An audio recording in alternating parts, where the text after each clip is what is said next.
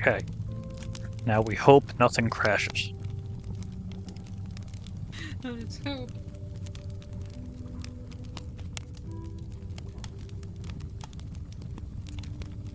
Let's also hope this doesn't make me comically sick what I'm about to do.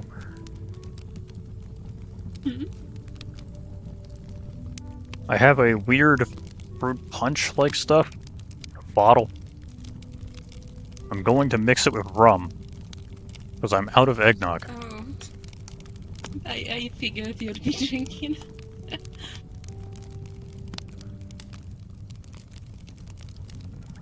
I'd rather like to have something a bit tamer, like wine or what have you, but that requires me to actually get up and go and get that stuff, and that's not happening this week.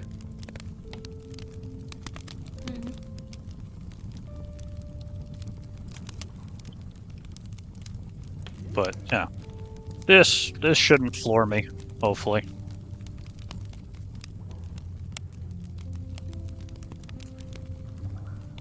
Although it's definitely going to bring me back to college days. It's like mixing Gatorade and grain alcohol.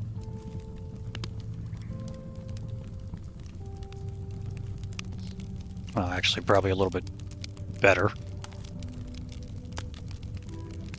Spiced rum and some sort of fruit juice.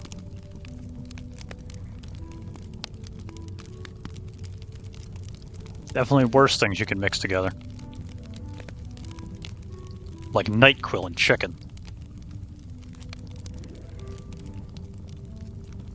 That one's pretty bad. Those are pretty awful. It sounds bad. I don't know what the hell people were thinking like 10 years ago. Actually, I don't think that was 10 years ago. I don't remember when the hell that was. Alright.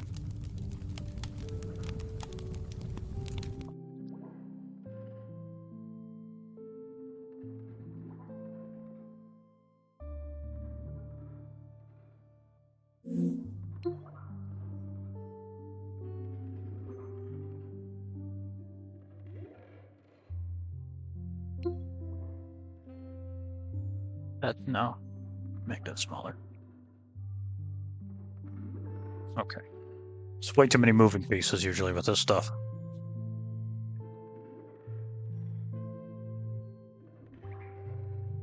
No, I'm not gonna worry about it. I'm not gonna think about it. My clothes is clipping. Happens.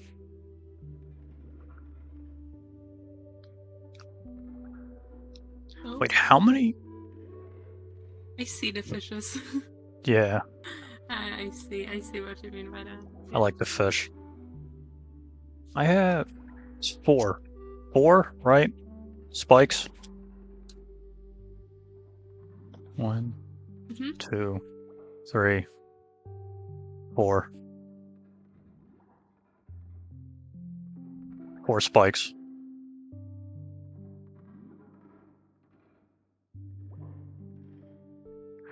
I was doing a thing a little bit ago, the art thing with Pico. And they asked me, how many spikes do you have on your head? And I didn't remember. So I just agreed with whatever they had. Yeah, my halo has spike. Oh. So they asked how many of those do you have, and I just agreed with whatever number they said because I didn't remember. I think they said 5. No, I have 4. Technically 5. I have a horn. I watched part of that stream. I mean, the VOD, because I was sleeping. A lot of people showed up for that. Give their dues to Piku. Well, she struggled for money. It's very funny.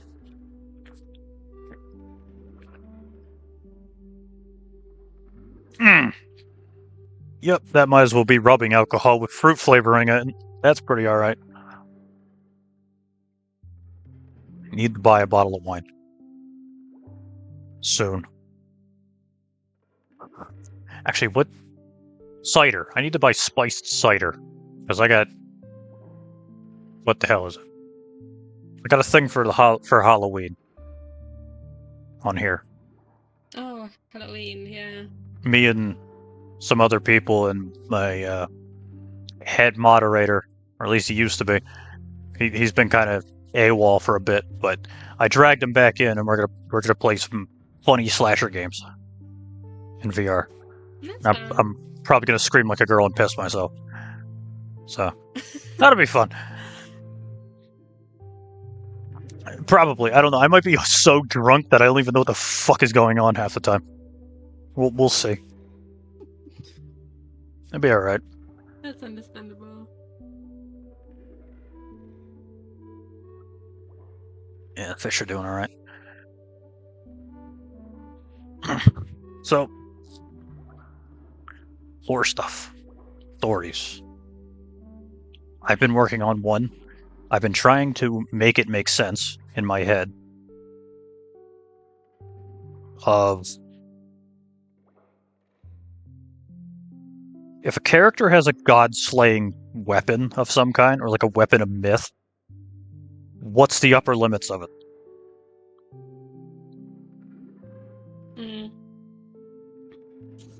Like,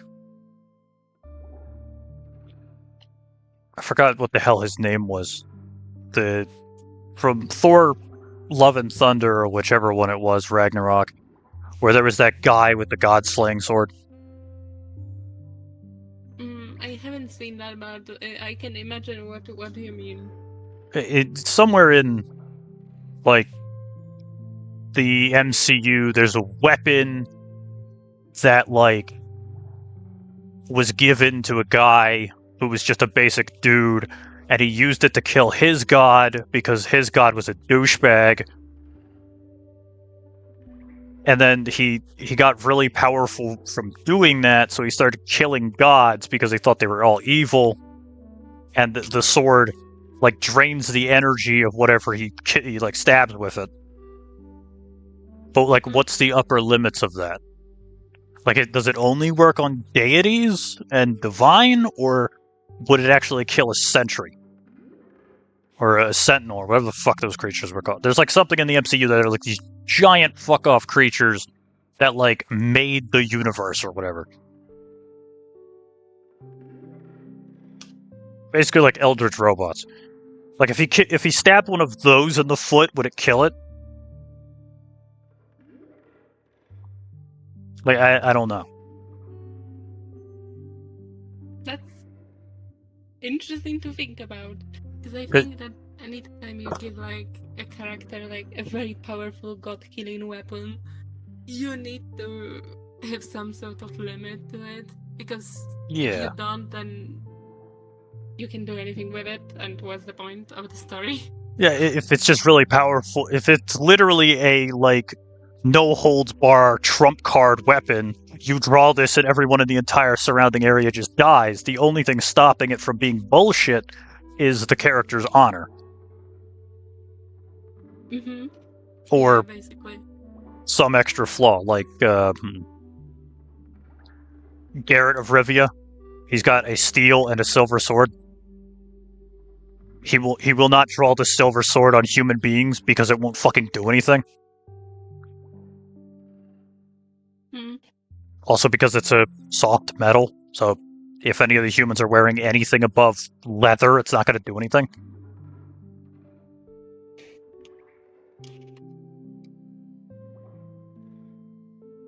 Can't think of any other, like, characters in myth and legend and stuff that have, like, these bullshit powerful weapons that are, like, said to be so impressive that you could blame creatures that people previously thought were unkillable. Suppose God of War. Yeah, I don't know any either. Yeah, not off the top of my head. Not recently. Yeah. Besides Kratos. I guess the blades of the primordial fire, whatever the hell those weapons are called. I haven't played a God of War game since, like, 2003.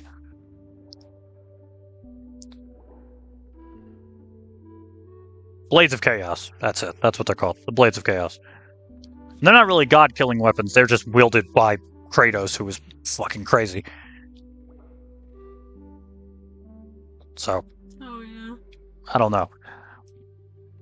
But the other half of that sentiment and idea is how disrespectful is it to draw a god-slaying weapon on a regular person?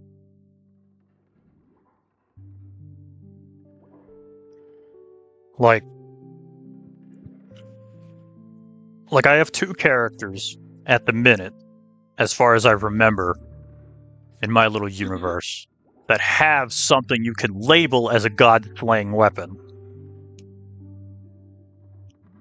More realistically, they're using it to fight like kaiju-like creatures, like giant monsters and eldritch beings.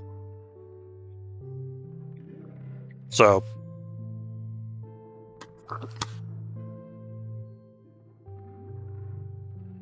one of them is an android, sort of like Nier Automata style. I don't know. He looks human. He looks very human. Mm-hmm. Looking at him, the only thing you could tell that he's cybernetic would be his eyes. Oh, okay, yeah. Hi, good leaf.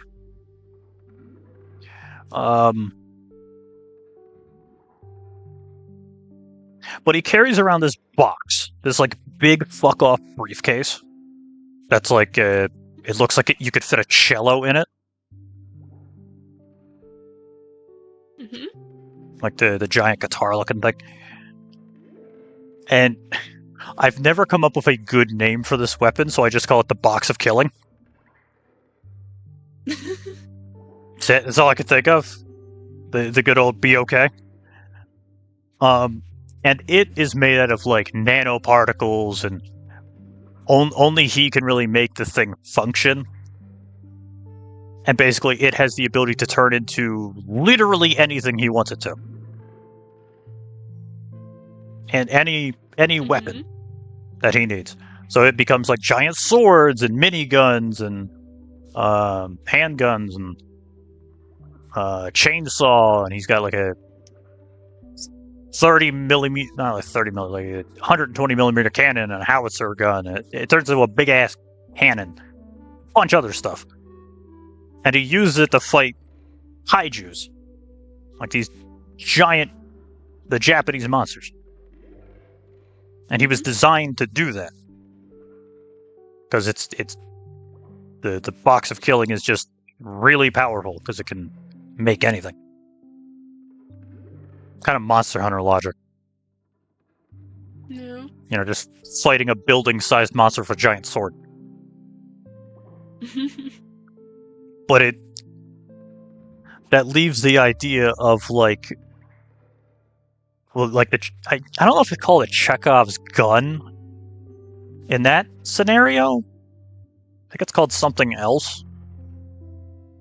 But the logic and concept of using something that powerful against a regular human being.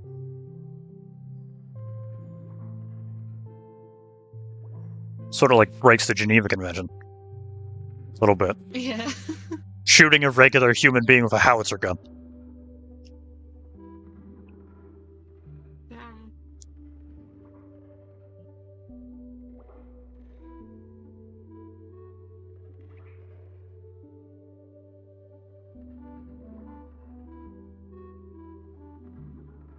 I'm getting old. Oh my gosh. I can't read the text on that. Because you stopped speaking. No, I was trying to make the... I have Twitch chat right there, in my view. And, I had it just a little too small, so I couldn't read it.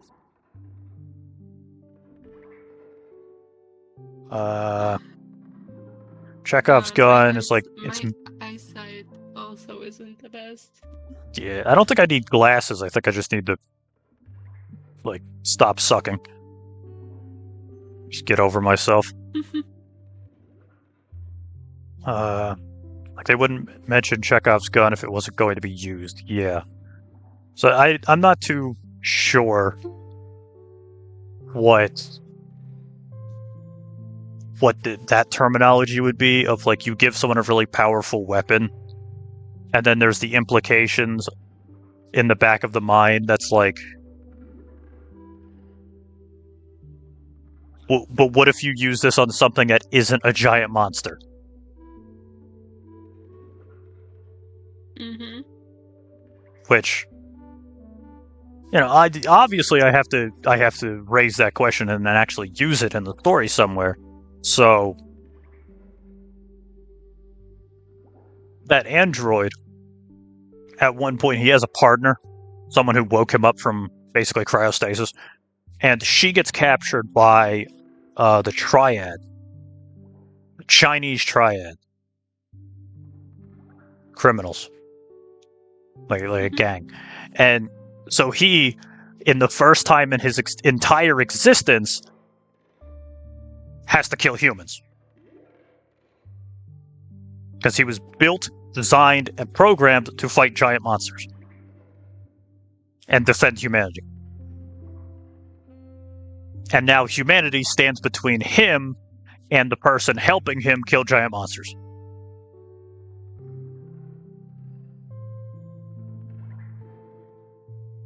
Interesting. I think it was very satisfying. I might have to rewrite it a little bit, but it was like,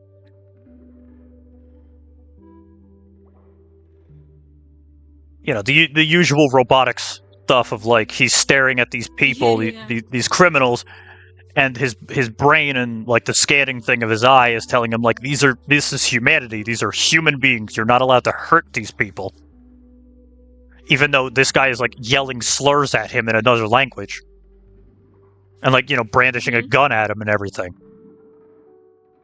But the android can't raise his hand to fight this guy because he's a human being. And then the triad decides it's a good idea to punch the guy who is standing there not doing anything. Like blank-faced. Which, the android's not exactly intimidating. He's like 5'2". And the only thing that really tells you he's an android is like these marks under his eyes. And his eyes, which are glowing. So he's got like these neon things going down from his eyes. Which like change color depending on his mood. So he's got like green and red and all that. But he's standing there just like staring at these guys, kind of like, why is the human stopping me from doing my job? I don't get it. And then one of the triads decides to punch him in the face because he's not fucking listening. The triad is like yelling slurs at him and telling him to like go away. This is triad territory. Fuck off. And the android's not listening. So the triad swings at him, and he's made of fucking metal. So it goes about as well as you think it would. So he breaks his hand on the android's forehead. Oh my god! And the android immediately registers it as harm. He has attacked me, therefore he is an enemy. And then he registers all the triad as enemies. Because then he finally gets the point, he finally understands. And that causes a big fuck-off problem, because he's carrying a 300-pound box beside him full of weapons. And the next minute is, this thing goes up, he holds it, it turns into a chainsaw, and the guy in front of him turns into chunky salsa. And it kind of just goes downhill from there. Like, imagine the weapons from Monster Hunter. Using that on a person.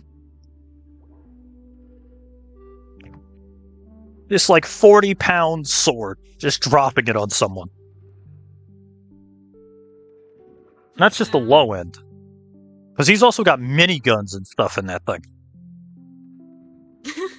Which I think I made him use in, like, the most brutalish way possible. Which is, like, I swear I've seen it in a game somewhere. I don't remember where, but like, you take the minigun is out of ammo, but you can still hold the trigger to make the barrel spin. And if you know a minigun spins at about 2,000 RPM, which is like the wheel of a car going down a highway. Mm-hmm. And it's lugged, so it's like a gear turning. There's like spokes, and the android takes a guy's head and puts it against it. Ooh. Like the rotoring of the minigun. Or the equivalent of, just swinging a minigun at someone while it's spinning.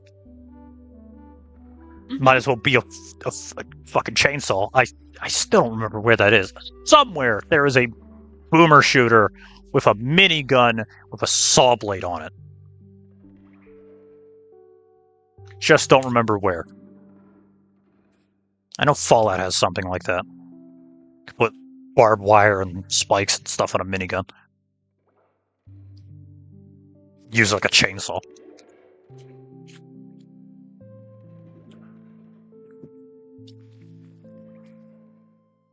The howitzer gun's my favorite, though. That's probably my favorite kill out of that whole situation. It's not really a kill. More like he threatens a guy using it. When he gets his friend back, she has gravity powers. So she holds one of the heads of the triad up in the air. And asks them where the thing is. Like, they were there for a MacGuffin, I think. I don't remember something like that. They were there for something. The triads had it. So the girl with the gravity powers was going to make a bargain. It didn't work. They kidnapped her, and we're like, well, we'll just sell her. We'll just sell her. Fuck it. I don't even care. And then EO decided it was genocide time, and that's the robot's name, EO. EIO. So yeah, that goes wrong. So she holds this guy up using gravity magic, and EO draws out the howitzer gun, which is usually made to shoot like planes out of the sky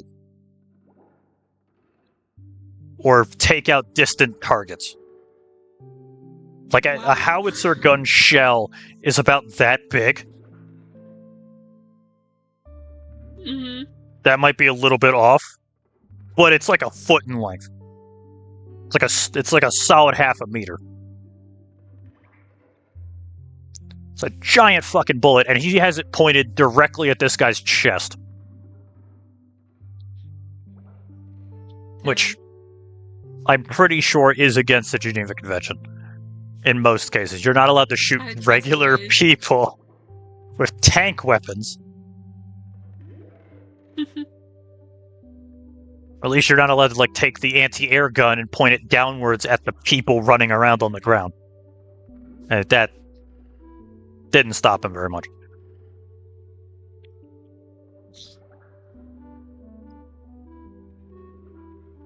But that's more sci-fi than anything. I like the other thing I made, which is I have this little world. It has no connection to anything else in the universe. Probably. And basically, it is shortly after World War II. But World War II kind of became really full of itself. And instead of being like... How long was World War II? Like 6 years? 6 years of combat?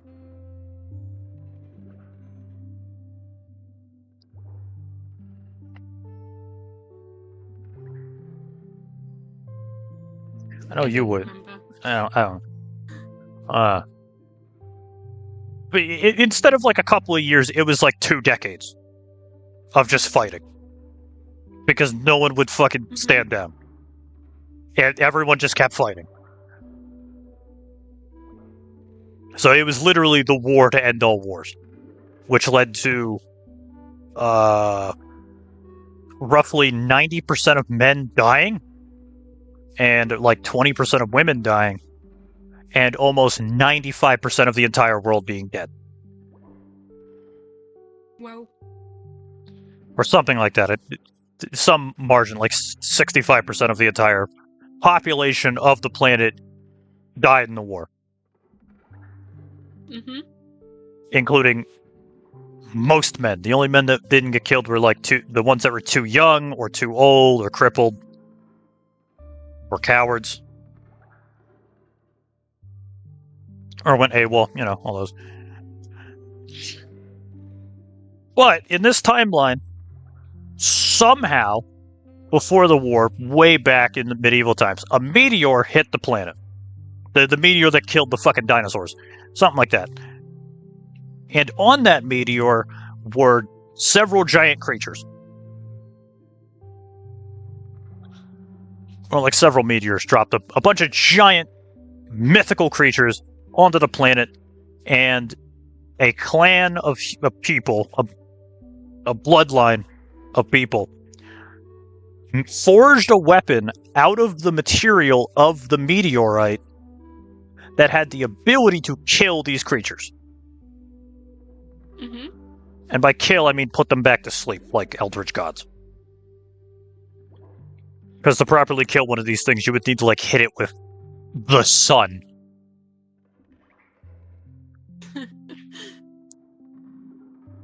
But modern day, fucking 1960-something, 1970-something, the war has ended, like, a year ago or, like, a couple months ago. And the most recent member of that bloodline is sitting in a cave in the middle of bumfuck nowhere with the sword on the pedestal above the fire, and it has like these gems down the crossguard of it, like 9 gems because there's 9 monsters. And usually when one of the monsters wake up, one of the gems light up corresponding to the creature. Yeah, makes sense. And while this guy is sleeping, all 9 gems light up. Damn. Because the war woke all of them up. All the nukes and bombs and gunfire and shit woke all 9 of them up. So this guy's got to pull a Jon Snow, throw on the cloak, get the sword, and go back into society to deal with them. The problem is just society is now mostly women and 1,000 crippled men.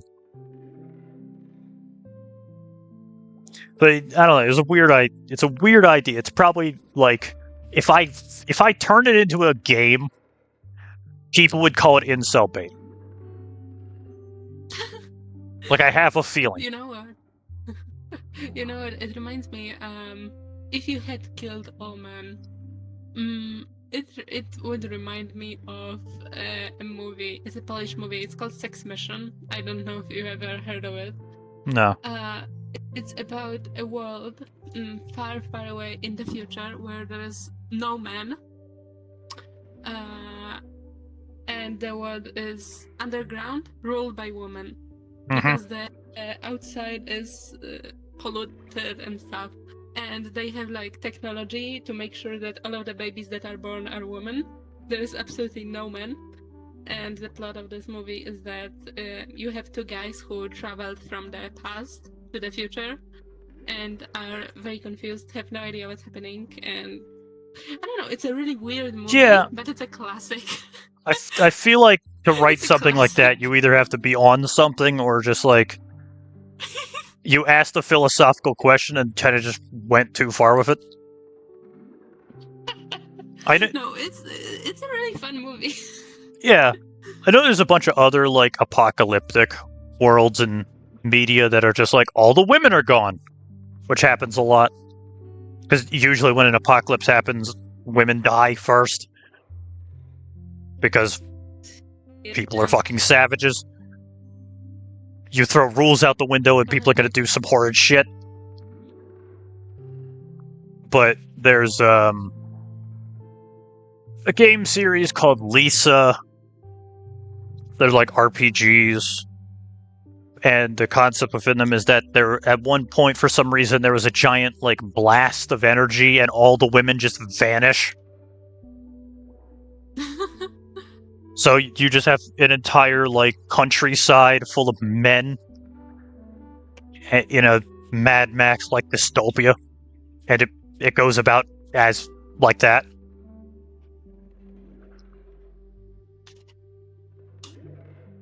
This is sort of that logic, but yeah, it's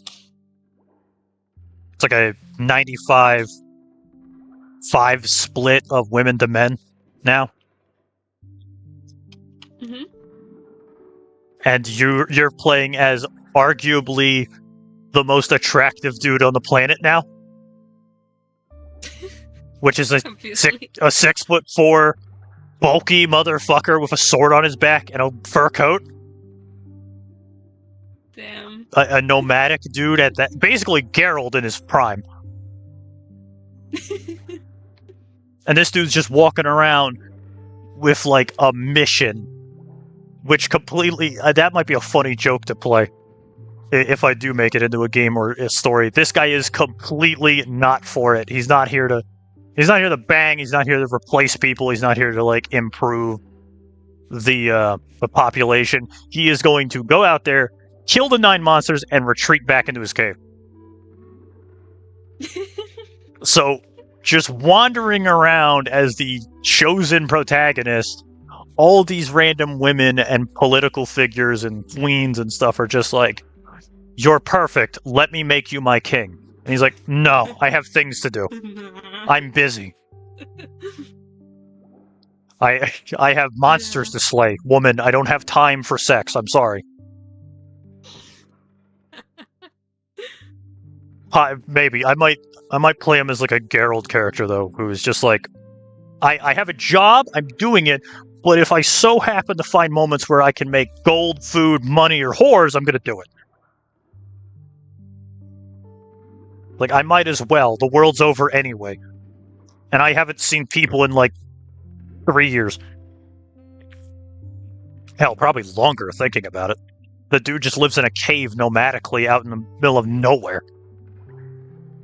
He probably sees a person once a decade. If he's lucky. Unless he goes out to trade a lot. I don't know. I'm not gonna worry about that. The bigger factor is his weapon. This blade made to kill these eldritch horrors. Yeah, I like to think it's a nice cave. It's a cave worth living in.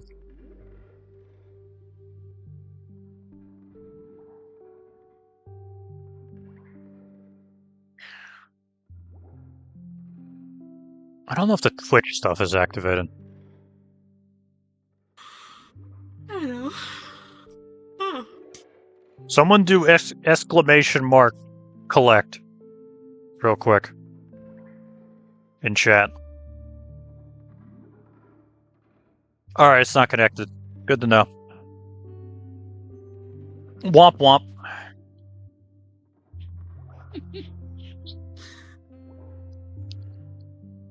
Screw it, I'll activate it. Hold on.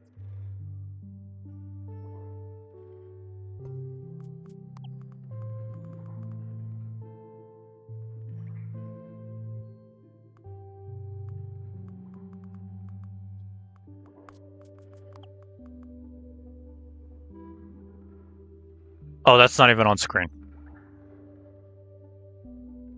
Oh well, try it again. Wait, let's see if it works.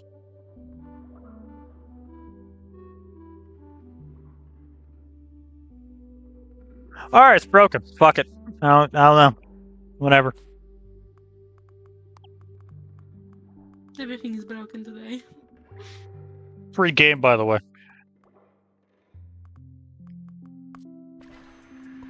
Just collect it myself.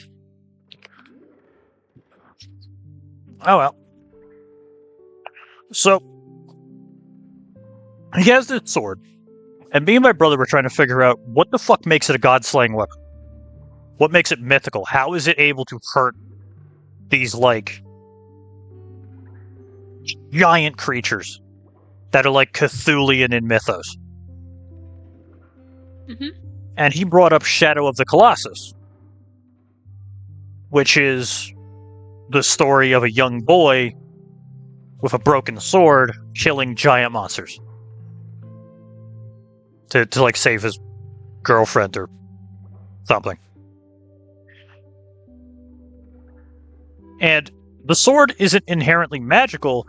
The kid is just so fucking crazy determined that he gets onto these monsters and stabs them in like vital points to kill them. Mm-hmm. Mm-hmm. So we thought the same logic. His blade isn't inherently powerful. It's just made out of a material sharp enough to be able to pierce these creatures' hide. Yeah, I think that's a good idea. And it's like a 5-foot blade, so it goes deep enough to at least cause serious pain, and he just needs to find like major arteries and stuff. Cause the creatures to like bleed out, and then they bleed out, and then they get really sleepy and then go back to sleep. Because Eldritch Horrors don't die, they just go to sleep. Death doesn't really keep them down forever. But to get to that point, he's got to like actually use everything else at his disposal. Which is what makes this situation even worse, because never in history before this point has more than like 2 monsters at a time woken up. Mm-hmm. Which means all of humanity, or whatever the hell is going on at the time, could band together and take the monster down, letting him walk up and like stab it in the forehead. Or, you know, the other people of his bloodline could walk up and just take the blade and just stab it through the forehead. Interesting.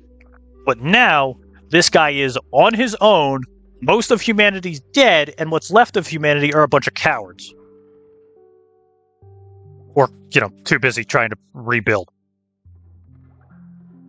But luckily, there was a great war, which means there's guns everywhere.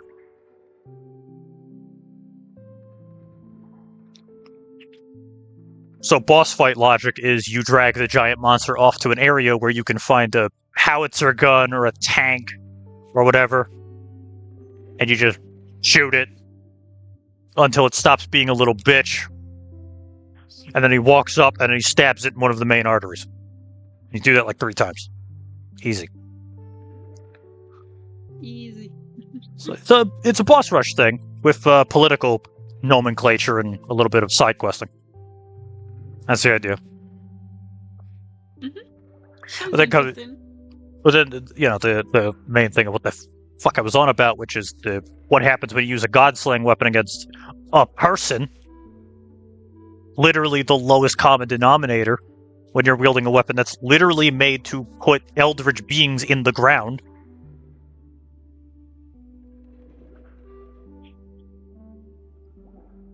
And you know, to make the story not boring as hell, you don't just fight the 9 bosses. You also fight people. So sadly and stupidly, there are still men who believe the war is still going on. And they have just lost their fucking minds at this point. Which means they're just going to shoot at this guy, not realizing he's not a soldier. Which means this guy helps get rid of the rest of the men on the planet. All the able-bodied men that still are running around in the trenches shooting at each other, he leads to killing a good chunk of them.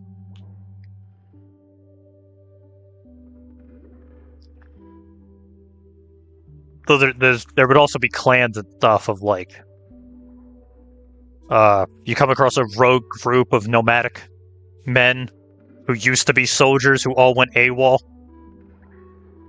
And they're brandished as, like, traitors, so they're not allowed to go back to society? Or they believe they're not allowed to? Then you also come across people who are hilariously crippled, so they're not really useful to anyone, depending on how bad the crippling is. Which seems like the easiest joke in the universe, too. That the fucking swordsman, the man of 9, comes across a kingdom, or like a whatever, a village, a town, a city, whatever, and their leading professional, their mayor, their governor, whatever the fuck, is a paraplegic. Because it's the only guy left. Or not even paraplegic, what's it called? When you don't have arms or legs. Quadriplegic.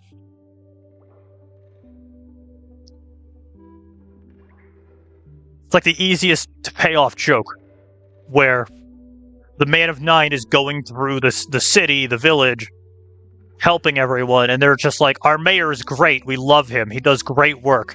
He is probably the best man you'll ever meet in your life, and you get there, he's a quadriplegic. Literally just a head and a torso and a chair. Yet he is the best man in the entire village because he's the only fucking man left in the whole village. I was like, good enough. Good enough. Well, he was the only one left that had political standing. He just so happened to not have arms or legs. Oops. And it should make it more fucked up. He was a war hero. He just so happened to lose his arms and legs to like a landmine. That's how he showed up in this situation. But yeah, at some point in his story, this guy doesn't draw his sword on anyone. It's like a registered known fact. He makes it very fucking plain that he does not draw this blade on anything except the monsters. And then, at some point, one of the random soldiers he comes across or whatever takes a swing at him with like a fucking trench mace. And having no weapon in hand, like he's fighting CQC with like a bayoneted rifle against a guy with like a war club, or like an axe or something, and they're like evenly matched. This guy has just been waiting for this day. He's on way too much meth to lose this. It's like a random German soldier. I didn't even process that fact. There would still be Nazis running around because it's World War II. Huh. That makes sense. That would be funny, actually. So, but yeah, you're playing as the Man of 9, and you come across fucking Nazis, and one of them is just on so much meth, it's crazy. And he just picks up a fucking axe and goes after the Man of 9 like it's the last thing he's ever gonna do in his life.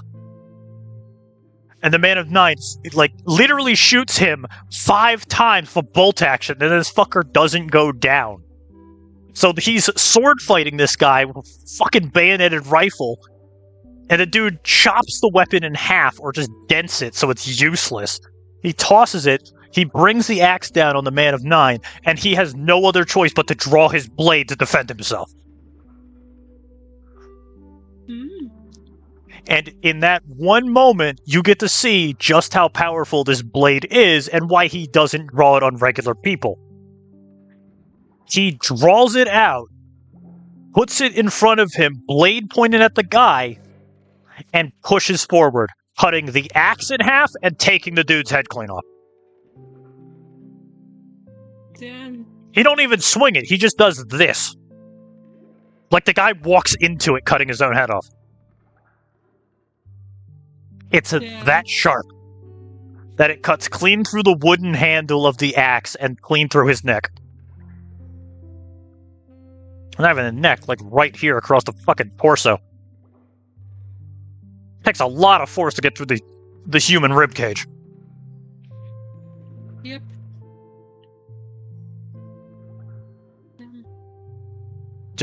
Yeah, that seems like a glorified thing of like, you're playing as a guy who has no idea what's going on. He has been separated from society for like 20 years. He shows up, he has no idea what a Nazi is. No fucking clue. Literally none. He just thinks people are people. And then the Nazis prove to him why they're Nazis. And this gives him a purposely good reason of like, you know what? No, you're monsters enough. This is justified, and uses the sword on them. After killing that first guy. Screw it. I'll just use the sword on them. It's fine. It works.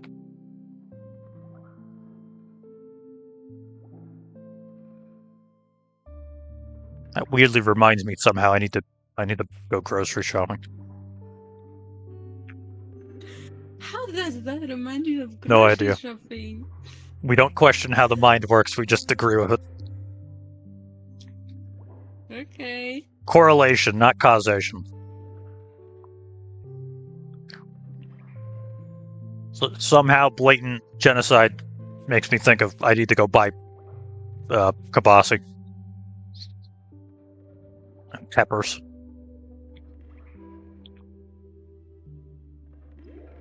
Weren't you writing a superhero story? Yeah. Anything else? Or just a superhero story? You mean if I'm writing... Oh, I started writing like this short, gay story about men making out with each other. As you do, yeah. Yeah. Sometimes the day shows up where it's just like, fuck it, I'm writing yaoi. I mean, it was inevitable that I'm gonna write yaoi one day. It's that equivalent of like the old Rugrats thing of like the white. I show up as like, Eliot, what are you doing? It's like making pudding at 3 a.m. Yes. Why? I've lost control of my life.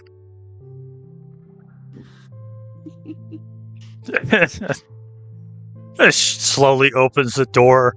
Dark fucking room. You're standing there at like the computer just typing away in darkness. I'm like, Eliot, it's 2 a.m. What are you doing? Writing yaoi? Why? I've lost control of my life.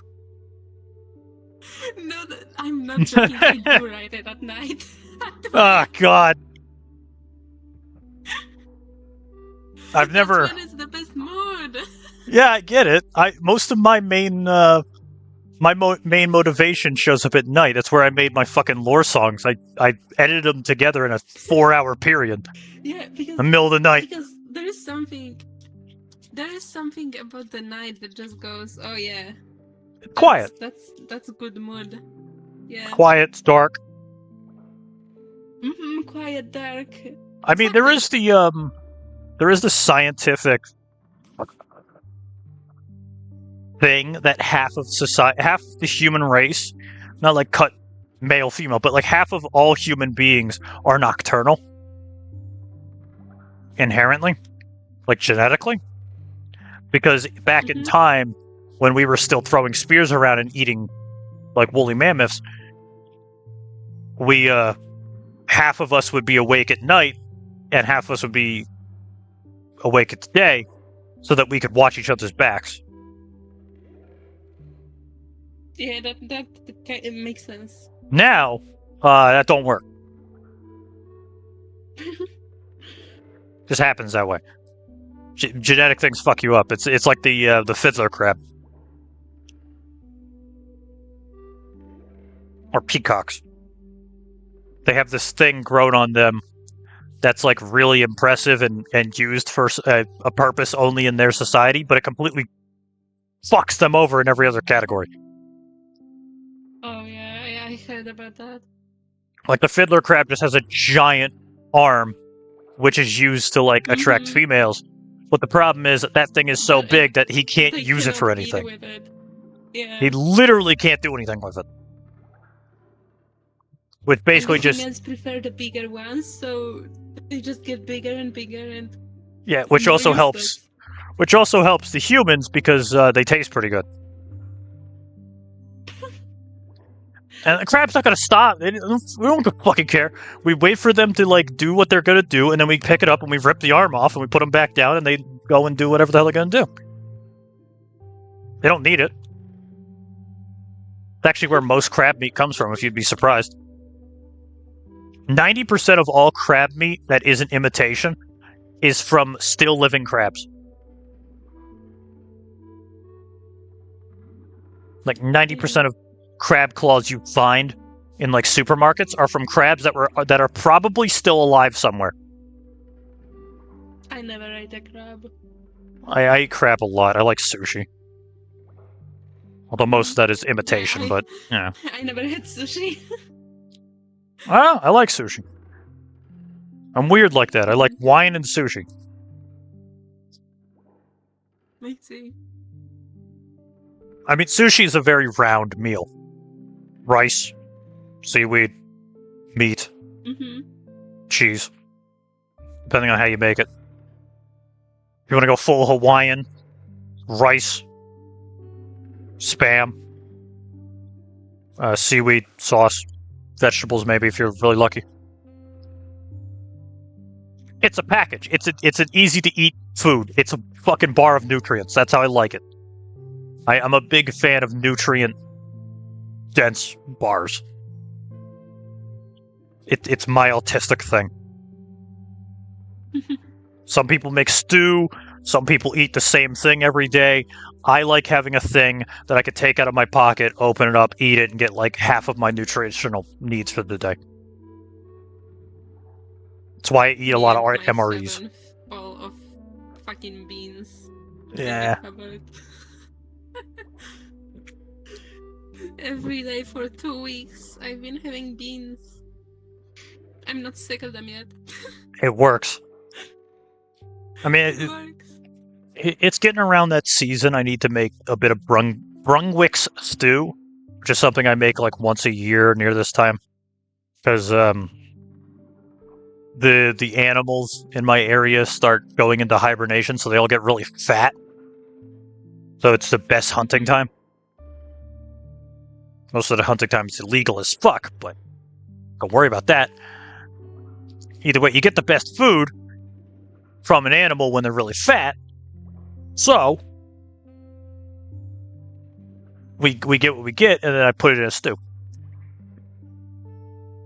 Nice. And what? Like Brungwick's stew is very easy. It's carrots, potatoes, any type of game like meat, bear, rabbit, deer, whatever. Hell, all three if you feel like it. Although you can just use beef if you don't have any of them.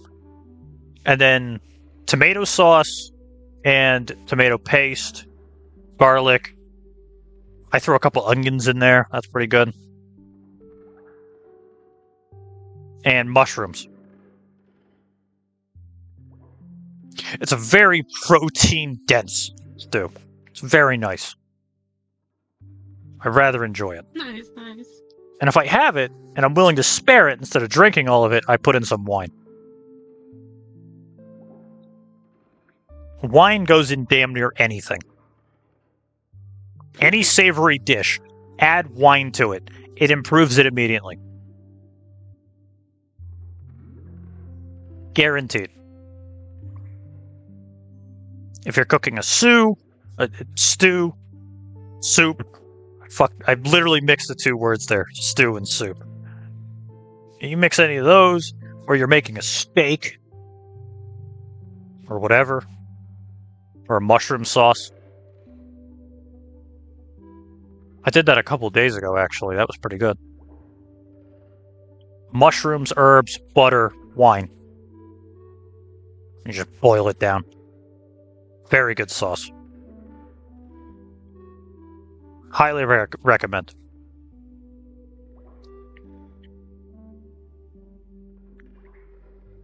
Like, I didn't realize how good mushrooms were. I might start eating mushrooms more. I like mushrooms sometimes. Like, there's this one kind of mushroom that I really like whenever my mom gets it, when it's season and she goes mushroom picking. She always makes it for me like you would. I don't know how to speak in English. I don't know what any of those words mean in English. Like, she coats it in like egg and flour and stuff, and Chicken of the woods? What's it look like? It's the mushroom. It's circular. There's a lot of circular mushrooms. That really doesn't nail it down. What color is it? I'm gonna Google Translate it. What color is it? I'm gonna Google Translate it. God damn it. All right. There's a mushroom called chicken of the forest, which is a very orange-looking mushroom that grows on dead trees. It tastes like chicken. Or at least it has the properties of chicken, which means it's really susceptible to deep frying.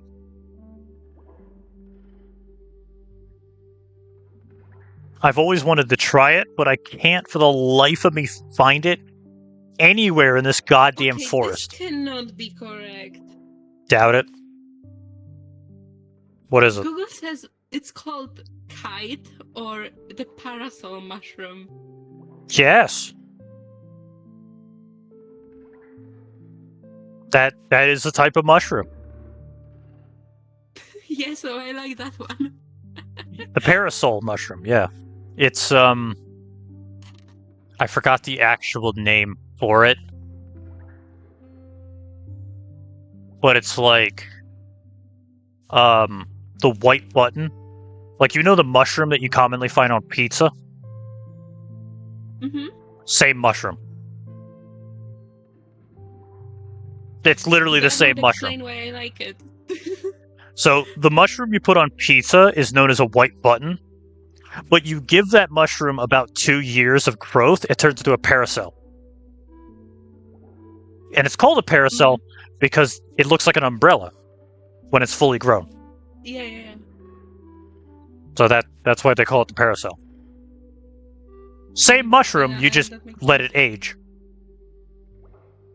I guess that makes sense why I like it. Yeah. Because I don't like many mushrooms. It's a very basic mushroom. My favorite way of using those mushrooms is you dig out all of the weird frills inside the mushroom, and then you cup it and you fill it with cheese. And then you skewer it and then you bake it.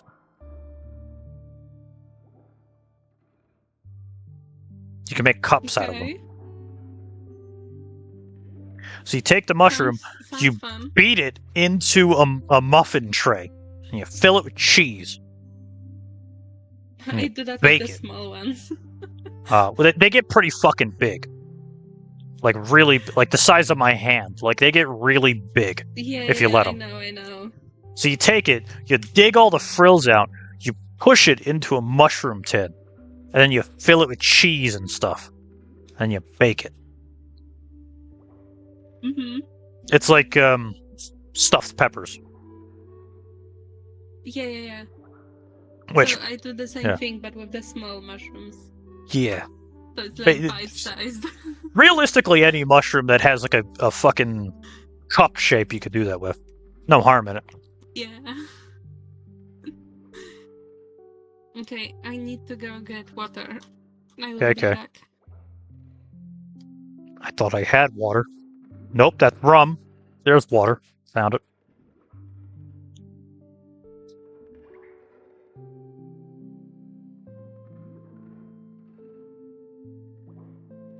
Can't get too drunk. How am I going to take care of the fish otherwise? That'd be rude.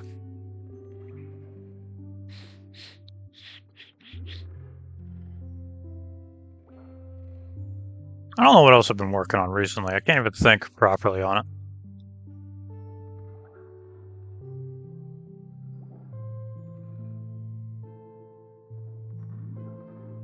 Eh. I do gotta get a wine, though. On the 9th, we talked to Crystal. The mocktails. She's a tortoise, though. Where the hell do I bring a tortoise woman? Going to a zoo seems insensitive. Tortoises can't swim, so an aquatic scene is out.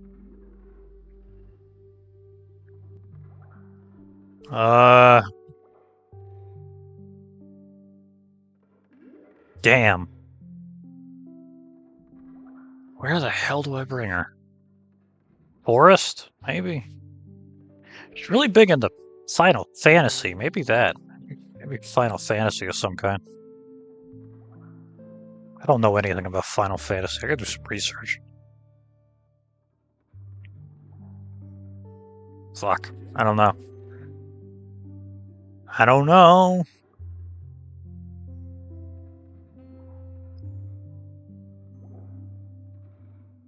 I should probably feed the fish. Let me feed the fish.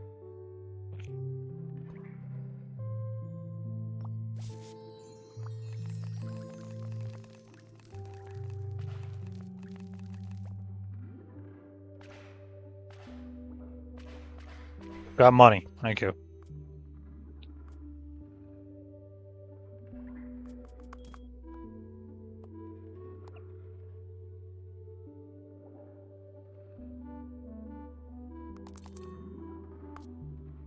Bean therapy time.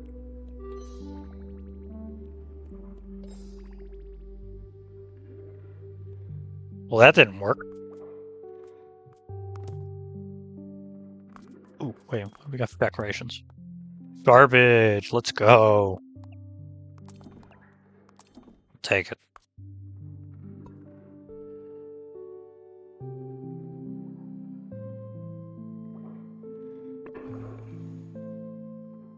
I swear I got a fish recently. I got a new fish.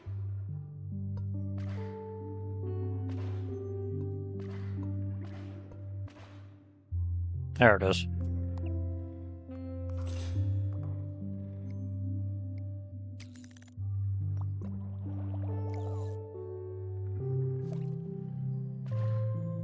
Ah, what? Do I have a goldfish? I don't remember if I have a goldfish. I might not have one. I might have sold it. Alright, you get to live.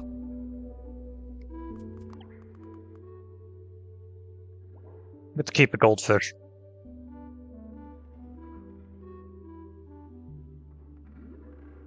Oh man, I gotta eat something today too.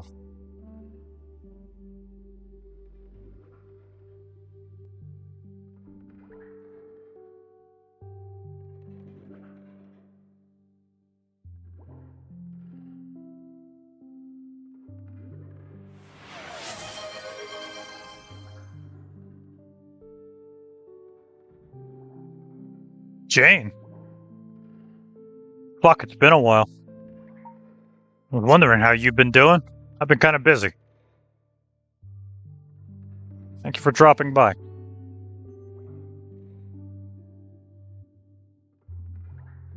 Oh, so that's what that does. Huh. Oh, that's for the green screen. Oh, God. Yeah, don't touch that. Don't. Welcome back. Welcome back, hello. I grabbed a sausage as well. Sausage. Nice.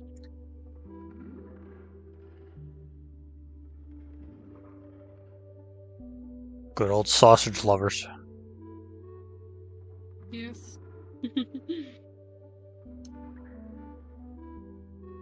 I basically only have that in my fridge and pasta. Fair. You can make a lot of things with only meat and pasta. I should know. I know a lot of Italians. Actually, a fucking ridiculous amount of Polish food is literally just meat and dough.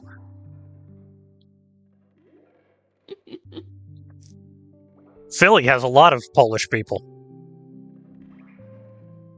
Which is something I forgot to Yeah, I bring think up you back during our mentioned that mocktails. before. Maybe. I might have brought it up. I don't know. I've had a lot of pierogies in my Yeah. life. I love pierogi. I've been eating them like with cheese lately. I like them. Yeah. Pierogies are an easy food. You literally can't fuck them up unless you burn them. You can boil them, fry them, deep fry them. Hmm. If you really want to be fancy, you can boil them in stock or broth. Oh yeah. I've boiled them in I beer just and do onions water. before. That's just German I as just do fuck. That's what water. that actually thinking about that's fucking crazy.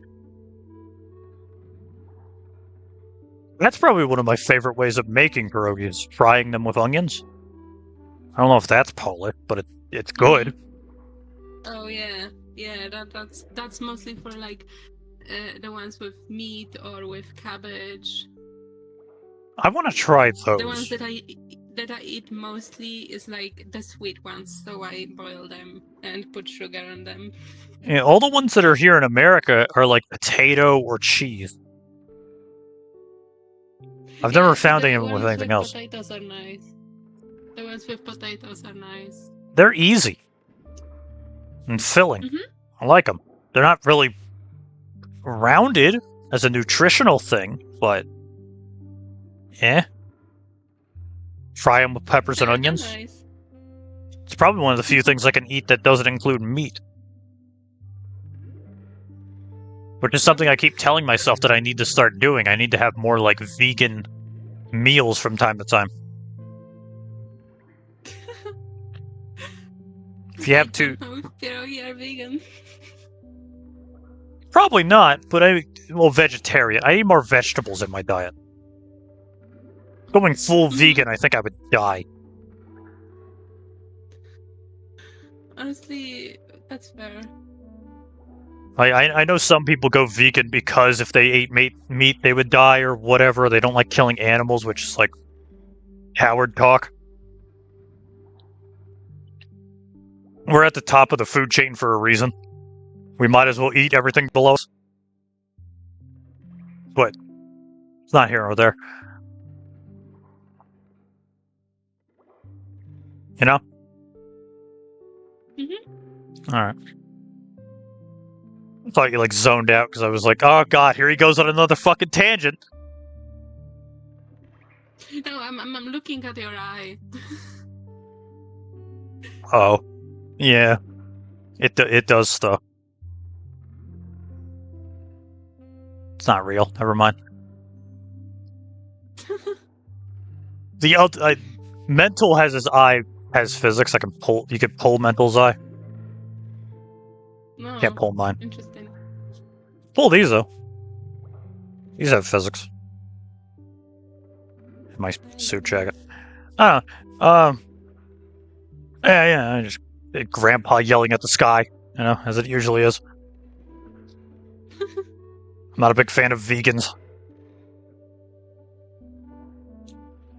Anyway, back to story stuff. Superheroes. Yes. Yeah. I have one. More a vigilante than a superhero, but Yeah. he's got I think. he's got energy manipulation powers. Oh yeah, I think you've mentioned that before on mocktails. I believe. Our mocktails was like 4 months ago. Yeah. If not more. There's been like 3 of them between now and then. And I still gotta get like 2 more.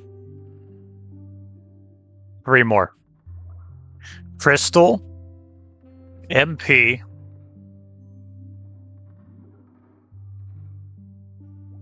I gotta figure out a 12th one. I'm supposed to bring a human on here. Actual flesh tuber. Crazy. Well, not here. This is a lore talk. But I'm bringing a physical fucking human being onto mocktails. Oh my god, no way. Yeah. We're just trying to figure out how to do it because the motherfucker's never streamed before. He runs a TikTok channel about opening Pokemon cards. Oh, okay. And because I couldn't find anyone else that does like face streaming with a fucking action. That's what they're called, flesh tubers. Mm. That's like one of the many slurs thrown at them. Flesh tuber, and I don't think call it a slur, but you know what I mean. It is because they're human. They show a camera of their face. Yeah. So I don't know many of those off the top of my head that would willingly like get onto this my fucking talk show. It pisses me off because I would have brought Jan on here, but Yeah, I was gonna say. like that's the reason It's the reason I brought you on here is because you helped me with my first lore video. Jan also helped me with my first lore video, but that dude either is so busy with his family or whatever that he just doesn't have time for it. Yeah. I think he has a family. I didn't really check. Pretty sure he does. I don't know. I haven't asked. Oh, he just does his own thing, so I just let him go, and it's just like, I'll find someone else. Gotta fight, but I got this guy. This guy will do. He's decent. He's writing a really weird book. With a lot of science and shit in it, based on Rick and Morty. Mm-hmm. Or it's like Rick and Morty, where it's like all very sciencey and comedic. Mm-hmm. So it'll be fun to have on here. I've recently published, but haven't finished. Yeah. Making a wiki page for my story because I was like, I wanna do something fun for my story, so I did this side project of making a wiki page. With all of the info that I could think of. If I was truly hell-bent and I had like $500 to give to Piku, I would have her make a GIF for me, or like a small animation, and I would publish the songs that I've made for my stories, like I did for my lore. Like I have 3 songs. Mm-hmm. I remember. I made all the animations for that here. So, but it's kind of hard to do that for the story-based stuff, the stuff of my universe. But if I had an animation, I could use that as a background for the music video. Mm-hmm. Also, Universal Logs. I did make shorts about it. About a couple of those things. Mm-hmm. Oh, that was cool. That's good. I've actually started playing the piano lately. Nice. Cool. I can't do that. So, I know like 2 melodies, okay? It's not a lot. I can't play instruments. I've broken these fingers so many times, they don't fucking work right anymore.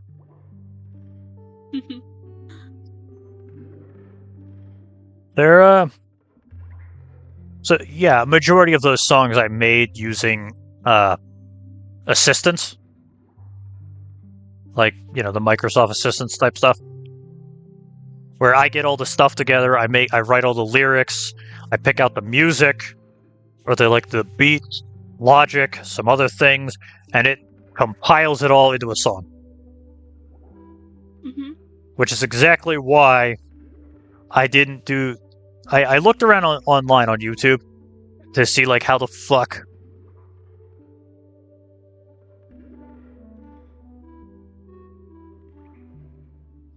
Shut up! Phone's making weird noises. You good? I think I gotta buy a new charger.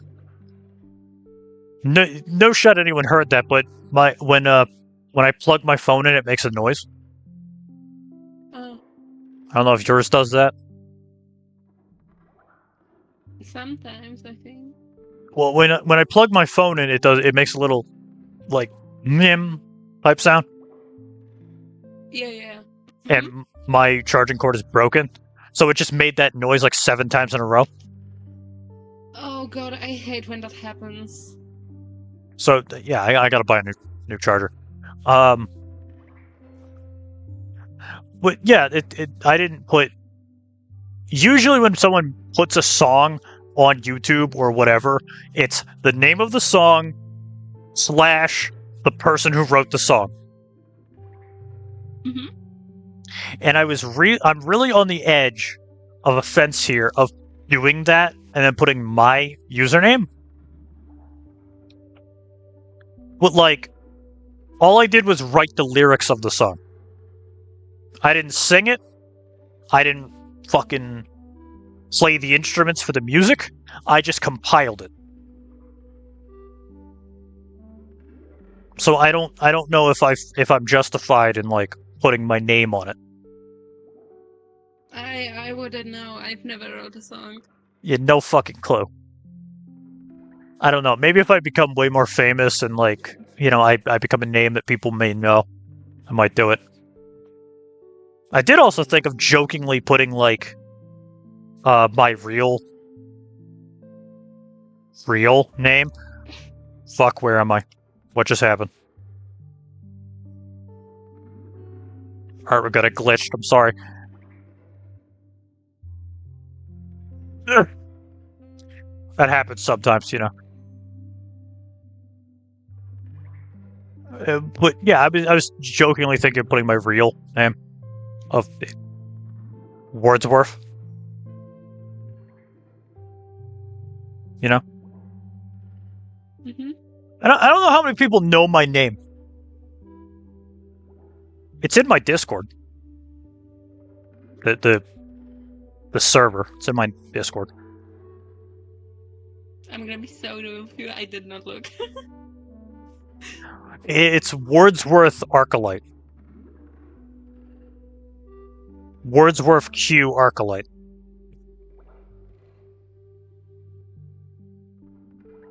That's an actual. That is my actual name. That is my actual canon name. Wordsworth. Jesus. Arcolite is simply just kind of a nomenclature of my entire species. So I don't really have a last name. Just kind of Okay. all. Okay. I remember now. I did. Yeah. Look. All the I just forgot it. all digital entities like me are known as Arcolites. So we're all just have the last name of Arcolite. So we're all kind of family. More or less. So you know how last names work in the real world? Yes. Most of them have been developed from jobs and stuff, titles. Mm-hmm. That's where the last name of like Smith comes from. Yep. Well, it's same logic. My last name is Arcolite because I'm an Arcolite. It's really cut and dry. Which comically, if by that reasoning, Mental, if he actually had a first name, which he fucking doesn't because he's not real, he's not technically real, he would be an Esperlite.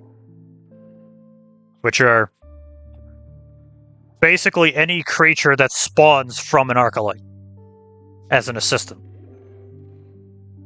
Esperlites are like the children of Arcolites. Although, Mental's more of a brother. Or a tumor. Tumor. So. Don't worry about it.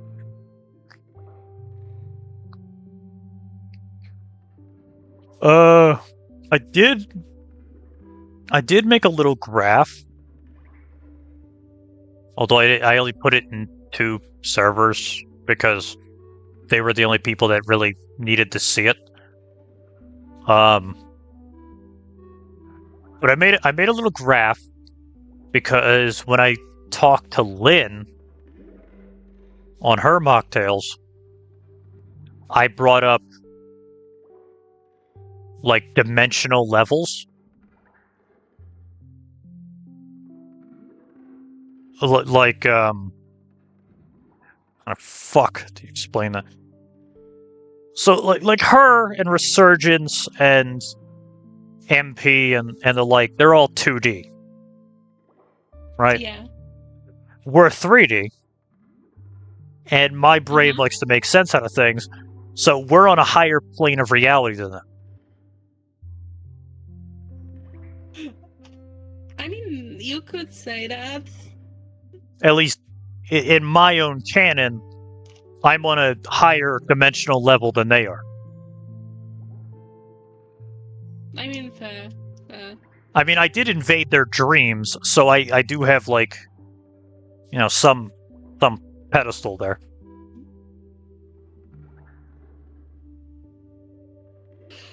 This is more like, I mean, you don't have, I don't know if you have lore for, like, this.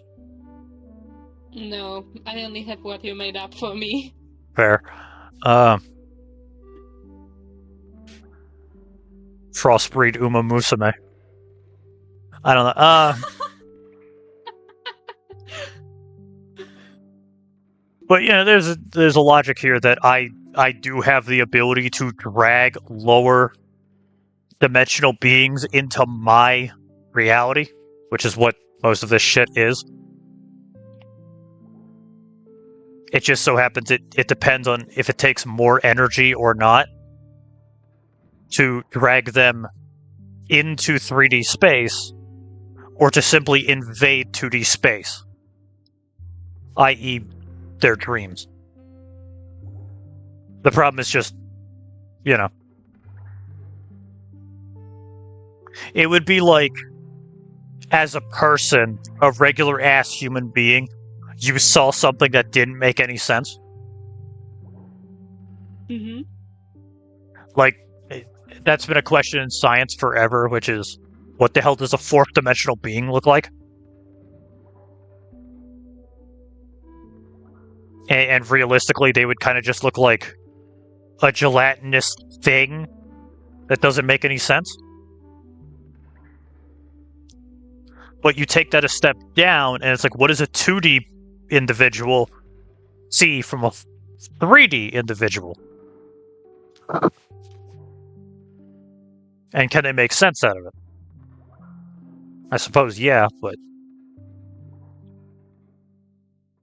that's sort of the mentality here. I don't know. I'm going off scripture. I don't know what the fuck. I'm just kind of rambling. Basically, I brought up to Lynn, although she was very drunk at the time, so she was just kind of like, I don't fucking get it, dude, shut up. I'm like, alright, fair. Which is, I tried to explain dimensional philosophies to her. Not a great idea. And it's a mentality that maybe you'll understand it. She is from a basic world. Like, she's written a story based around what she is, so it would be like Skyrim. It's a fucking weird analogy, but her world is like Skyrim. A world below hers would be the storybooks of Skyrim. Like the random books you find in the Skyrim games. Above her would be higher dimensional beings like the Daedra. Or the Divine. I don't remember what the fuck the gods of Skyrim are called. Talos and all of them. But, you know, higher beings. The Divine, the gods, the stuff like that. That would be third dimensional beings. And then fourth dimensional beings would be outside of that universe. Creatures that made the universe. Then creatures that are above them, who watch the universe, would be things like me, which have the ability to peer into other universes. Which is how most of my mocktails happen. Mm-hmm. And then above that is some shit that I don't know how to properly explain, and then somewhere at the tippy top are human beings.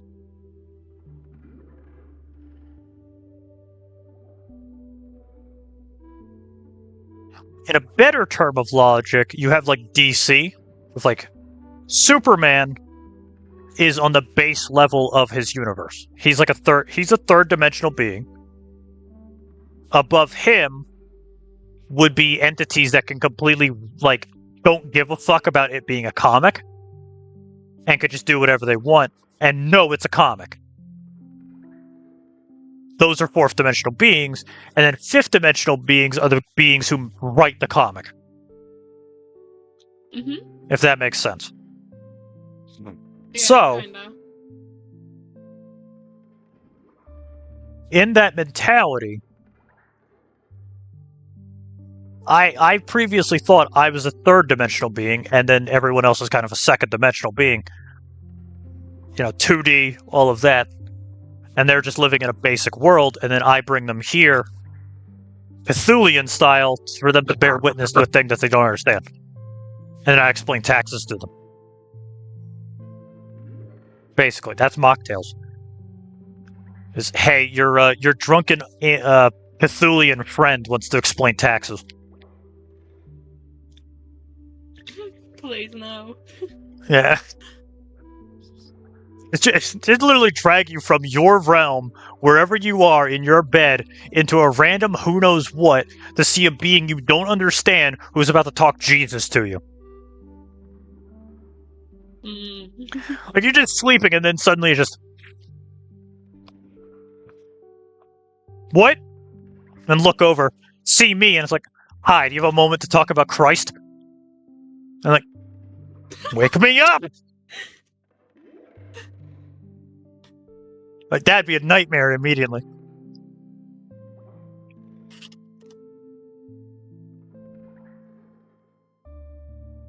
But, yeah, so...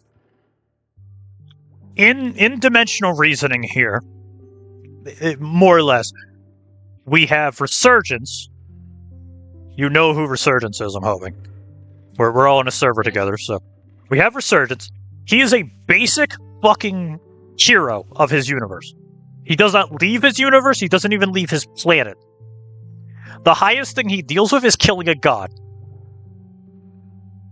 The gods of his universe aren't even third dimensional. They're literally basic fuck gods. Like, him killing a god is the equivalent of Kratos killing a god.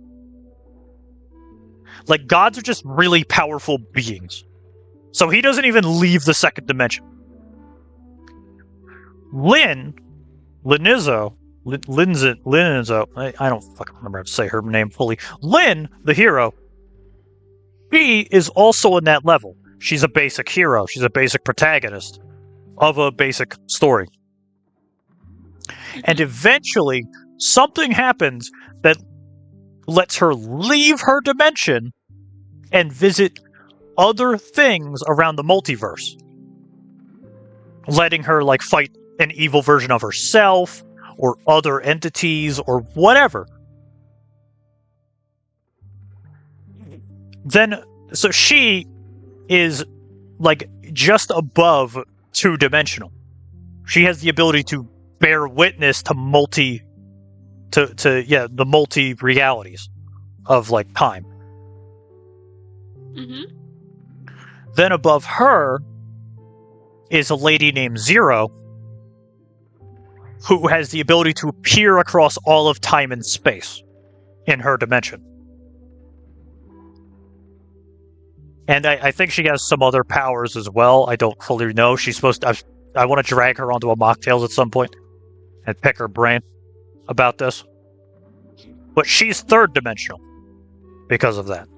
She has the ability to bear witness to all of the multiverses all at the same time. So she has the ability to, like, fuck with canon and all of that things. Then above her would be whatever made her and everything in that reality, which I refer to as the orbs of creation. Those are fourth dimensional beings. They are beings of pure energy. They make universes. Then above them is me. I can bear witness to the things that make universes. which is how I perceive my universe, as well as all the other universes. It's how I'm able to literally pass the barrier and go wherever the fuck I please, and drag people to here.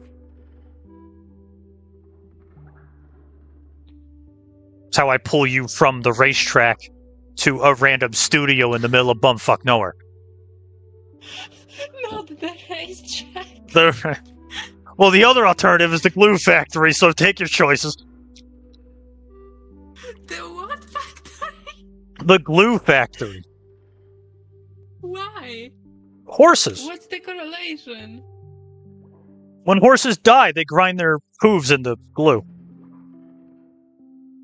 I did not know that. Thank Yeah, you it's a very making old me joke. learn this. When racehorses Piece of fuck up, they information. get turned into glue. Mm, Yeah, I don't did know not know. don't know how accurate that is, but that's been a thing for a while. That used to be an old My Little Pony joke. That was thrown around a lot. Of just like, this character sucks, off to the glue factory.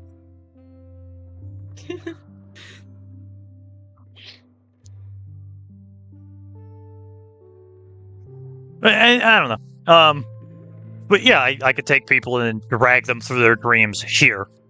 Because I have the ability to connect to any network.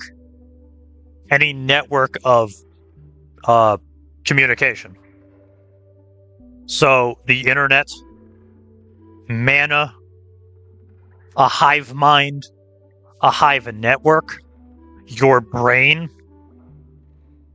which is why I'm able to invade dreams, because the neural network in your own brain. I have to like look out into the multiverse and close in on a signal and then make sense of it, and then I can do something with it. Which, like, comically means I can, like, appear in a magic mirror somewhere, which is probably how I dragged Resurgence into this. Because he's in a fantasy realm. So, dude was kind of just fucking about somewhere in his tavern, and he happened to have a magic mirror on the wall. And I found it, connected to it, and asked him to be on a mocktails.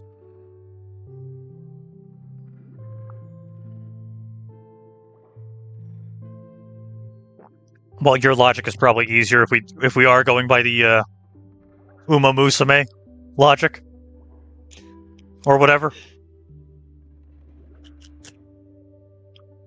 Or whatever mentality you come from a modern-ish world. So I just showed up on a computer screen one day. I'm just a guy. Yeah.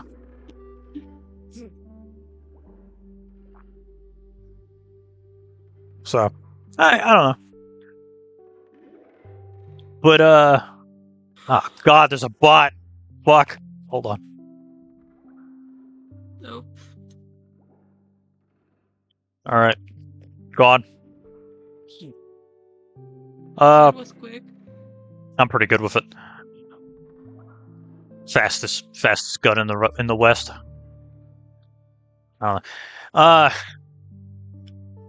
But yeah. So I need to drag Zero onto this to make sense of all of it, because I don't know her full range of power. But she's supposed to be a multi-dimensional thing or whatever the fuck. Supposed to have a lot of power. She's also a librarian like me. So. But the logic sits on I'm higher on the dimensional trees from her, because I have the ability to physically bear witness to the fourth wall. That's what it's called. The fourth wall. I'm aware of the camera in canon. I have the ability to not just bear witness to it, I can physically fuck with it and even pierce it if I have to. Which is why I'm able to talk to a human being at some point.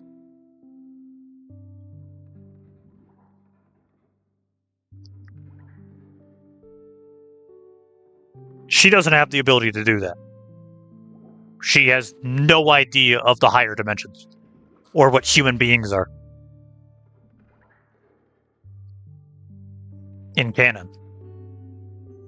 That's gonna start being my new in Minecraft, isn't it? In canon. Fuck. That's... It might actually. Like, I will kill you in canon. in Minecraft. Yeah. It's gonna be like that one fucking meme of like Sonic and Tails in Knuckles or whatever the fuck. It's just like 7 titles stacked on top of each other.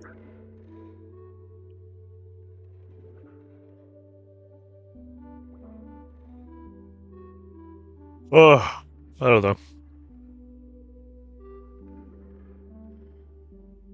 There was some other thing there somewhere. I don't know. Is like, you know, Miku?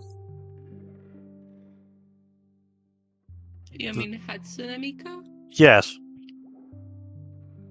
Yes. So on the graph I have, she's a 7th dimensional thing, which is she's right below human beings because she was made by human beings. So human beings can make everything below them, but they also have the ability to make a thing that can exist with them in real space.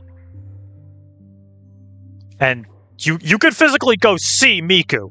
She has concerts. She actually has a fucking, like, form you can go bear witness to in real time.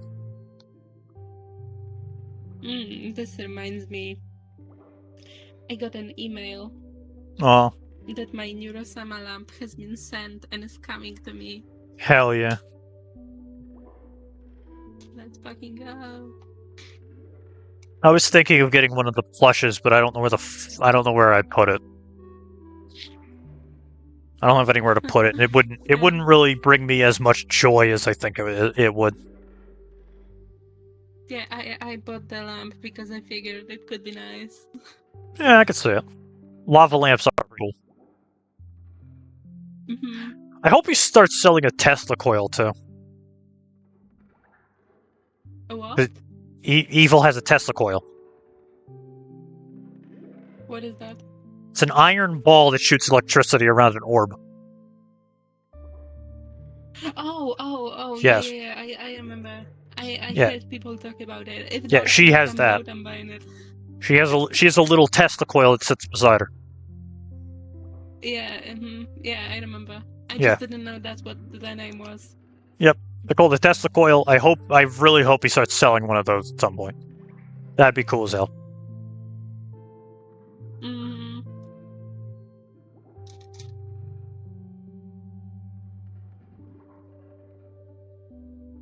I don't know. Surprisingly, weirdly, I don't have a whole lot in the brain recently. Not a lot going on. I've just been busy with university and stuff. I mean, I just finished the lore songs finally, so now I gotta figure out what I'm gonna do for 200. Whenever that comes around. That'll be a while, 45 followers. Probably by next year. Slowly growing. Getting up there. I do know that eventually me, you, Hitomi, and Void need to go play Sons of the Forest. We will. Oh my gosh. It's gonna be hard. I want to somehow... It's really difficult because everyone has their own schedules and shit, but I wish I could find 8 people to join me with... There's a game that came out called Genvir? Something like that. Genvir. I believe that's how it's spelled. And it's a mech game. It's a mech looter shooter. And you can have 8 people playing it at one time. It has 8-player multiplayer. Mm-hmm. And I really want to bear witness to what that looks like.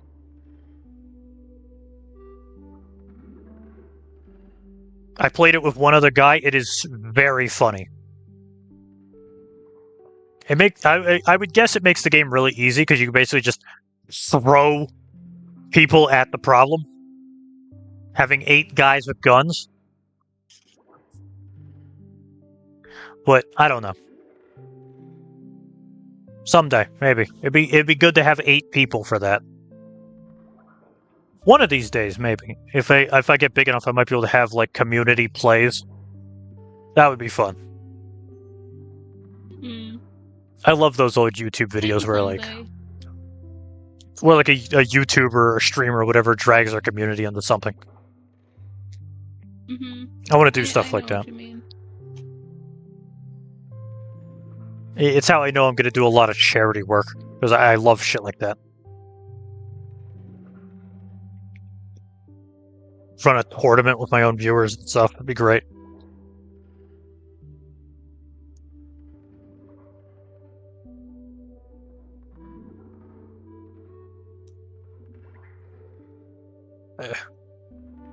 I keep bringing up your superhero thing.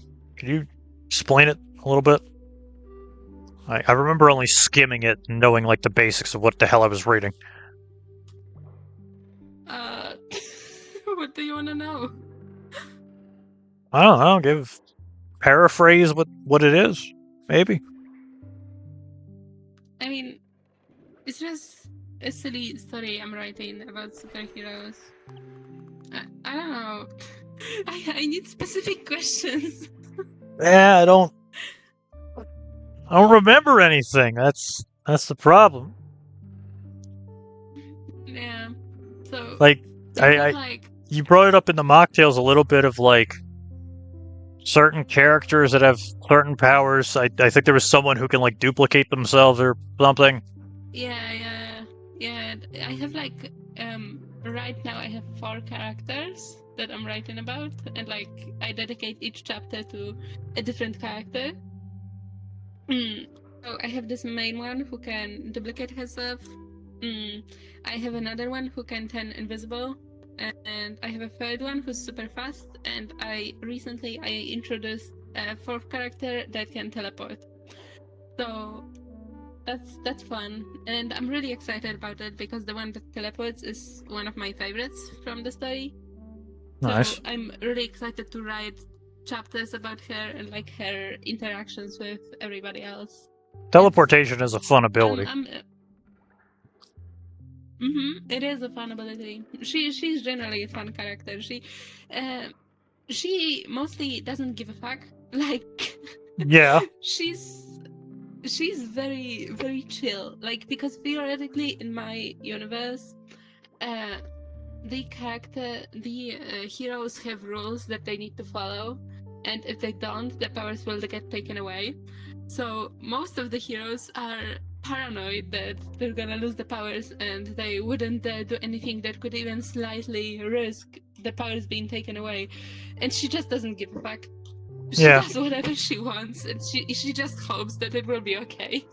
I mean, I would too. If I had the ability to do this and leave it a conversation immediately, I would care either.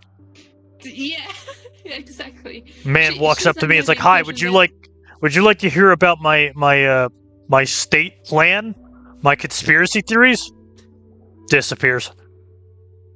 Yeah, she's under the impression that if she can explain it away, in a way that would make it follow the rules, then she's fine and she can do whatever she wants. Yeah, there you go. That's kinda why she at first doesn't get along with the main cast, or at least the main character, or the one that can duplicate herself, because they're both very different personality-wise. So it's fun. It's fun to write about characters with like clashing personalities and like how they work this stuff out and stuff. Oh yeah. I went a lot more serious, sort of. I guess more scientific. Yeah.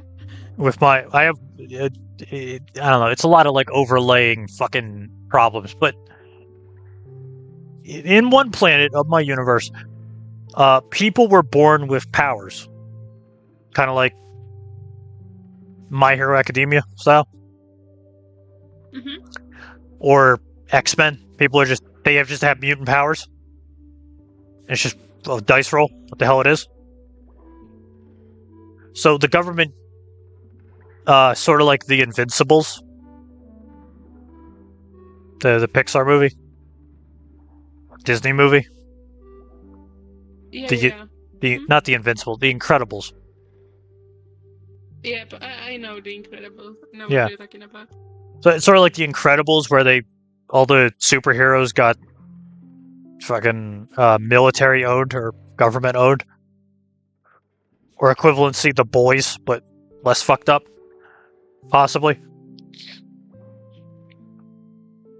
So, in this timeline of America, they issued these superhero licenses out to people with powers so they could help people.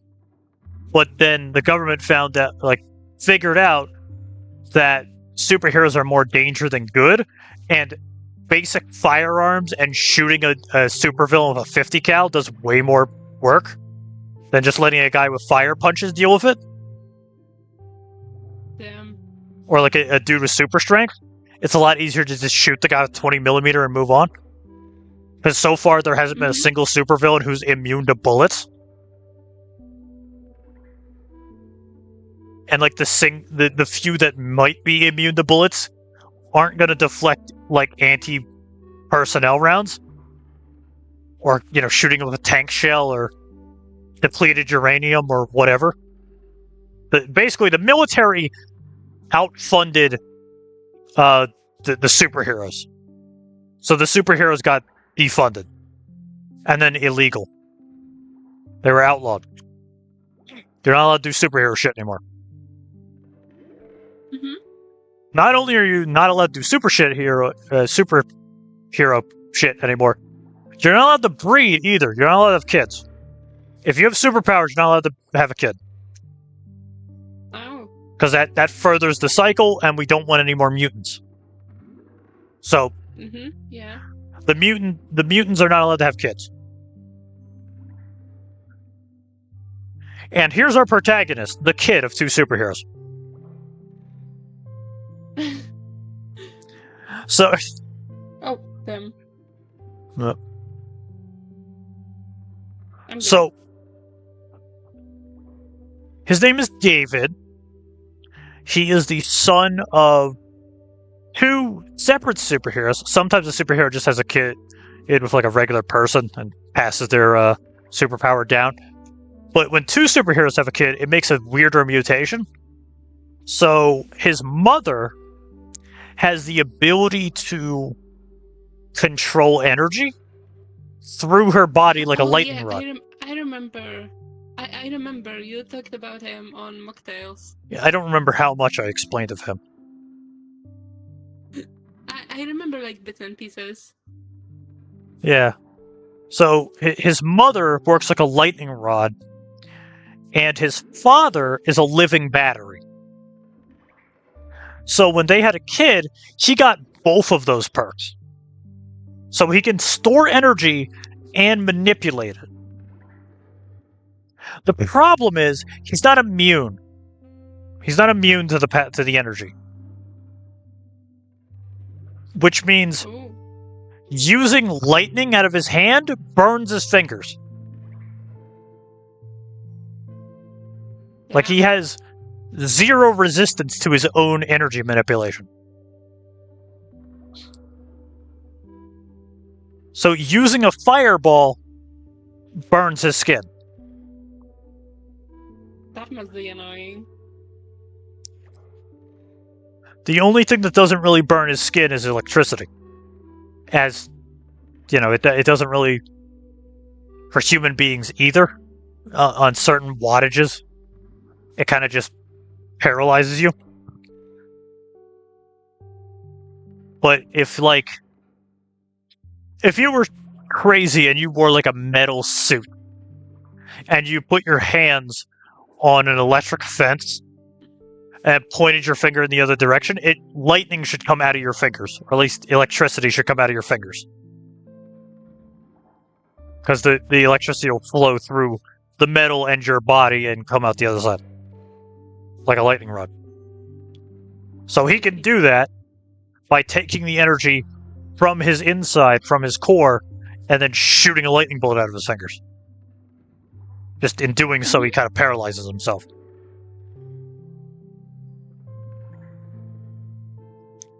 But through time, he gets better at it, and he gets immune to it through just sheer willpower. A little bit of help. All that fun shit. Unlocks a bunch of other abilities that he can... Because you can abuse that power. You can abuse energy manipulation. Because energy just means anything. Fire, lightning, friction, combustion, movement. Any of that. Rubbing your hands together makes heat. Which is my favorite fucking thing that he can do. Like, if he's out in the middle of nowhere, no energy. The world that he's in doesn't even, like, know what electricity is. Like, he's in a fantasy world or something. If he just rubs his hands together really quickly to make heat, he can produce enough energy to make a fireball.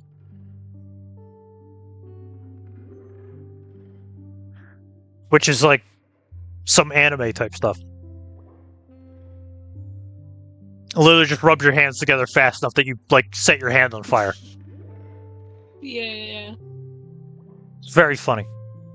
Or the equivalent of, like, if he reaches out and touches something that's moving really fast, he can use the friction of touching it to produce energy.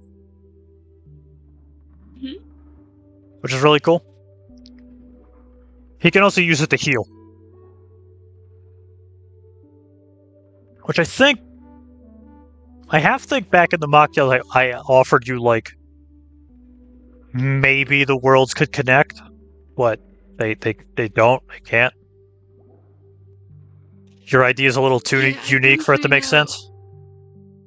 Yeah, I don't really know how that would make sense. Yeah. He doesn't really get his powers from a god or anything. He gets it through genetics. Yeah, so, and mine wouldn't work. are through blood transfusion, so... Yeah. Not really genetics. Sadly. But that, I don't know, that's just something I like to do, is connecting worlds together. Yeah, I noticed. That's fun. It racks the brain, it lets you come up with things on the spot. Makes interesting little stories. Yep. I couldn't even tell you anything that would work for that mentality. Like a superhero you don't have yet. Matter manipulation, maybe? Turn things into other things. That would be a cool power. Yeah, I have not thought about that. I have, like, some ideas. That's one of my favorite ones, personally. If I could have a superpower. The kinds of characters that I want to introduce, and the sort of powers that I want to include. Yeah. But I have not thought about that. That, I don't know, that would be something I would pick, is matter manipulation. Because that could be incredibly fucking dangerous if you let it be. Like being able to turn any element into any other element on the periodic table. Mm-hmm. But it's like that specific. Like you can't turn a donut into like a pizza or something. It's got to be like you could turn an iron cube into pure uranium.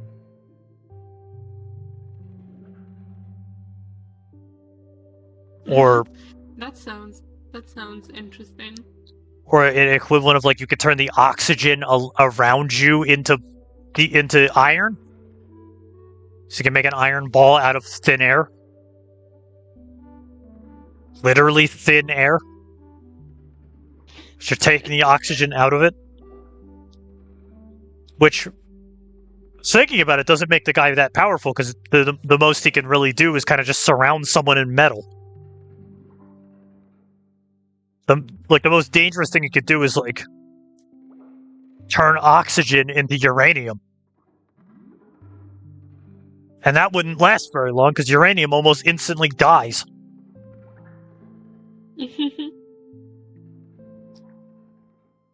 Although I suppose it could also make things like diamonds.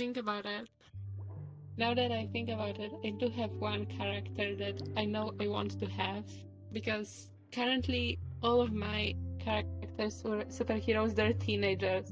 They're like 15, 16 years old. And I know for a fact that I want to include adults. Yeah. That would be like sort of like parental figures to them. And I know that I want an adult that has healing powers. And that would be able to heal. The scarier thing would be an old man at some point.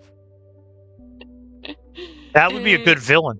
And the villain is actually an old guy. Well, there you go. Because it's that usual case in any medium. You do not fuck with the old people in something like this because they've been around long enough. Yeah. That's why you don't mess with the old guy in the apocalypse. I want to have like two adults with good superpowers that could help the main group, I guess. And I know that I want one of them to have healing powers, but I have no idea what I want the other one to have. I just know that I want them to exist. Yeah. But I have no idea what sort of power they could have. So I'm gonna need to think about that. And I've been thinking about gravity time travel lately. Gravity powers? I've been thinking about time travel lately because I have one character that's a time traveler, and I've been trying to figure out like what sort of time travel I want to have in my universe. Like what kind, because there's the different kinds of time travel. And I think in the end I settled on the sort of thing that's, for example, in Life is Strange. Like you can go back a little bit earlier and do a thing again, and there's no parallel universes. I mean, that's not really how it worked in Life is Strange, but that's how it's gonna work in my thing, that there isn't really gonna be parallel universes, and it's just a backwards travel. Yeah, just backwards a little bit in time. Yeah,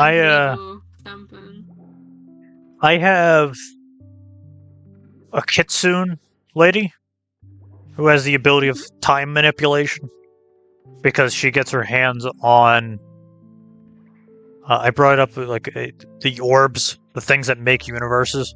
When they make a universe, they shatter, so they scatter pieces of themselves into their universe. That's how I see it.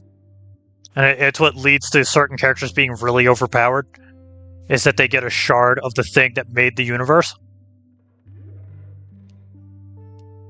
So, she got a crystal of the thing that made the universe, which allows her to manipulate time.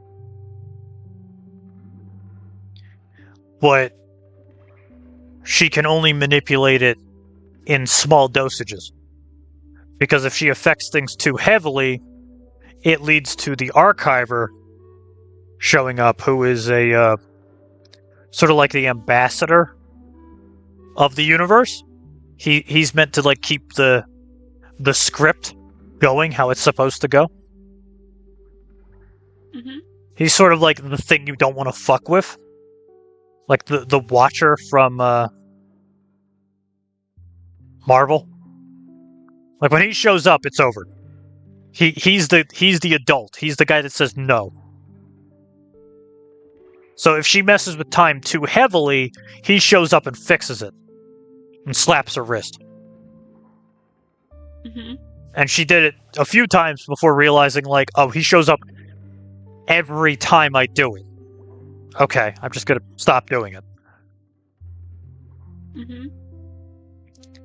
Because she tried to bring. So she was a warrior princess, a queen, or not really a queen. She was a wife to a general in the Japanese army. Her husband died, and she took up the general position forcefully. She then somehow got her hands on deity properties by like praying to her gods, and they granted her like warrior powers. And then somewhere in that midst of bullshit, she got her hands on a shard of reality, which let her fuck with time. And then some other stuff happened. But she tried to use her powers to manipulate time to bring her husband back from the dead. And the archiver said no. Mm-hmm. Yeah. He is meant to be dead. He is part of your backstory. He is the reason you are how you are right now. You can't change that. Exactly. Like, that would totally fuck it up. Same thing is, she's not allowed to go forward in time for the same reason, but also because if she went forward in time, she wouldn't know what the fuck she's looking at anyway. She can't mess with forward. I gotta go to the toilet. I'll be back. Alright.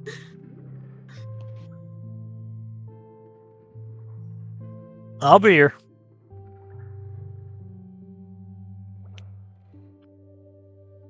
It's only been 2 hours. I mean, these never last forever. I'm starting to regret not bringing those chips from work home. Damn.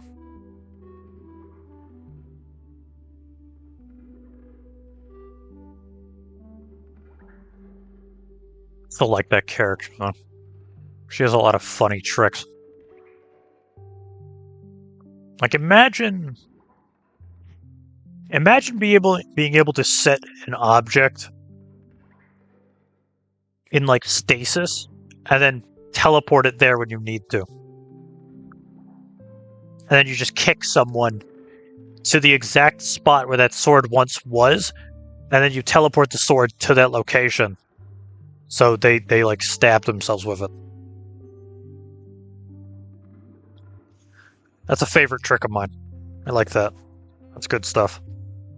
I should go get that graph. Let me see if I can get that graph.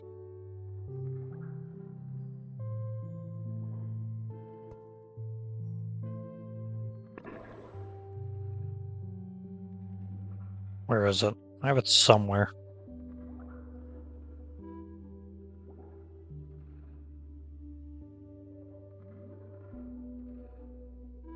Where did I put it? Pictures, I think. Saved pictures. There it is.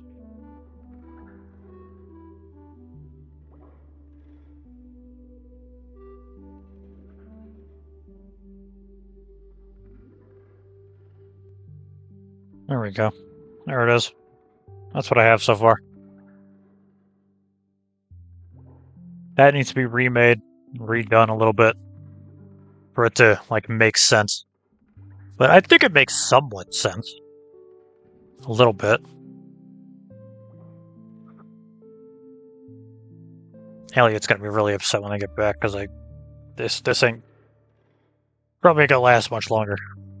I gotta get some food, and really only good for maybe 2.5 hours. I'm about to be out of booze. I really don't know what I'm gonna do today otherwise. I'm off for 2 days. Maybe later today. We play something else. I have a lot of other games I wanted to check out.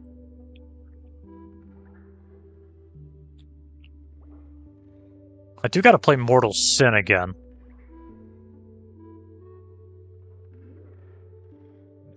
That would be good to play. Although Mortal Sin runs like absolute, like, ass for some reason. Same with, like, several other things. I don't know. Not to worry about.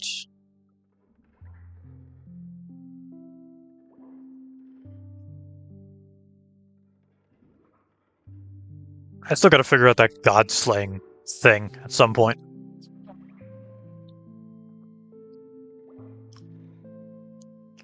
I know there's other characters in the story somewhere that have god-slaying weapons, that mythical weapons that can deal damage to things beyond human comprehension.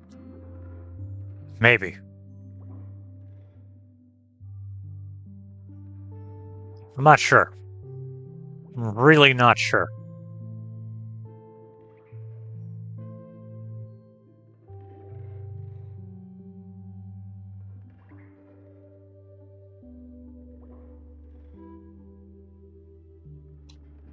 Welcome back. Welcome back. Yep. I just figured out what power I'm gonna give to this second adult. What's that? Mind control. Yeah, that would work. Yep. Mind control's an odd power. I've had it a few times. Thrown it around to certain characters. It would work because I could have the mind control adult power, the one that can clone herself. Because the clones are basically fucking useless unless you tell them what to do. So if you can mind control them, they're more useful. Also depends on how the mind control works, because it's basically just like if it's an area of effect, and the mind control person is in like the woods or the in a park in the middle of the city, and he's immediately just like squirrels. And the villain's just like, what? And then just squirrels. Just all the squirrels in the park in unison attack him. Yeah, I need to think about it, but that's what I'm gonna do. That's what I'm gonna do. Like he's got an area of effect, but his control over it is only so strong. Like controlling a human being is kind of a pain in the ass because of how like developed the brain is. But a bird is really fucking stupid. So he can just, like, walk towards the villain in a crowded subway full of pigeons and just point at him and go, pigeons. And all the pigeons just fucking attack him. Because they're all really stupid, so he can control all of them in one go. That sounds funny. Just throw a mass of birds at a guy.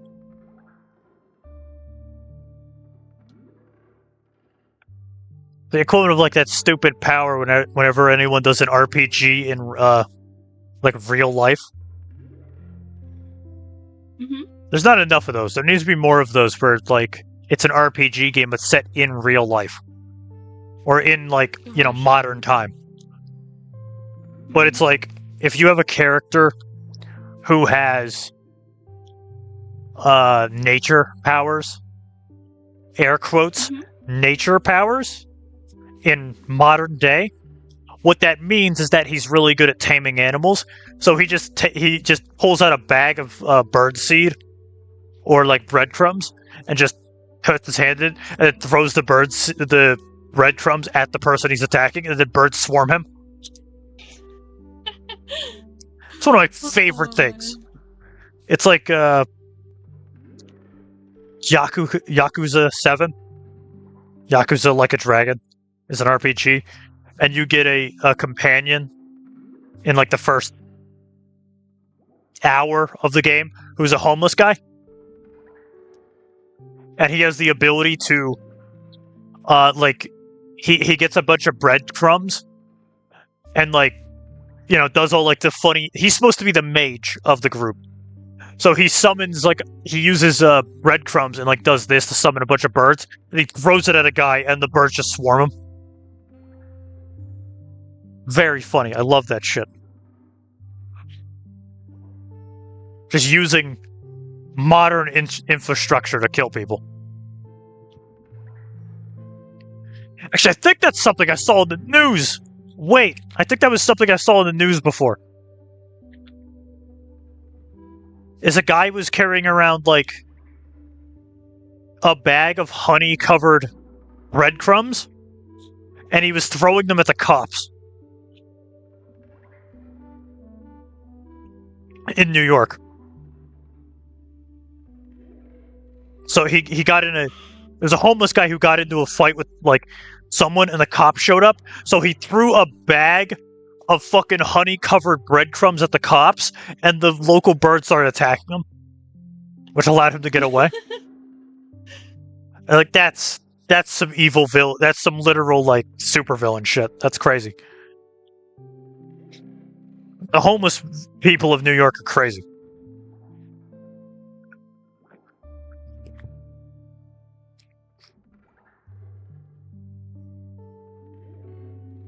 But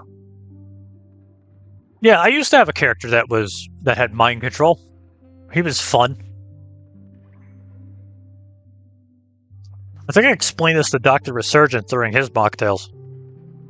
I had a character who was a villain of the week for a story. And actually, I don't think I explained that. I might have explained it to someone else. So in my universe that I watch over, there's an entity known as the Monarch. He's like the ultimate evil. I don't remember if I explained this during our mocktails, but there's him. He's the embodiment of evil, or at least the embodiment of all that is incorrect. He is anti-cosmic. His energy produces crystals. So if too much void, which is his energy, if his energy leaches into a planet too much, it makes void crystals. Void crystals will take in biomass and turn it into raw energy.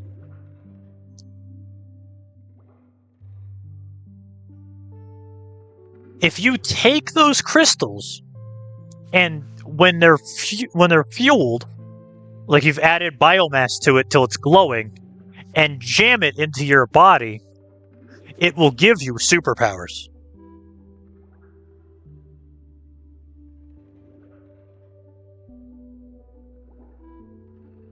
Yeah? Sorry, my headphones ran out of batteries. I didn't hear the last, like... Oh.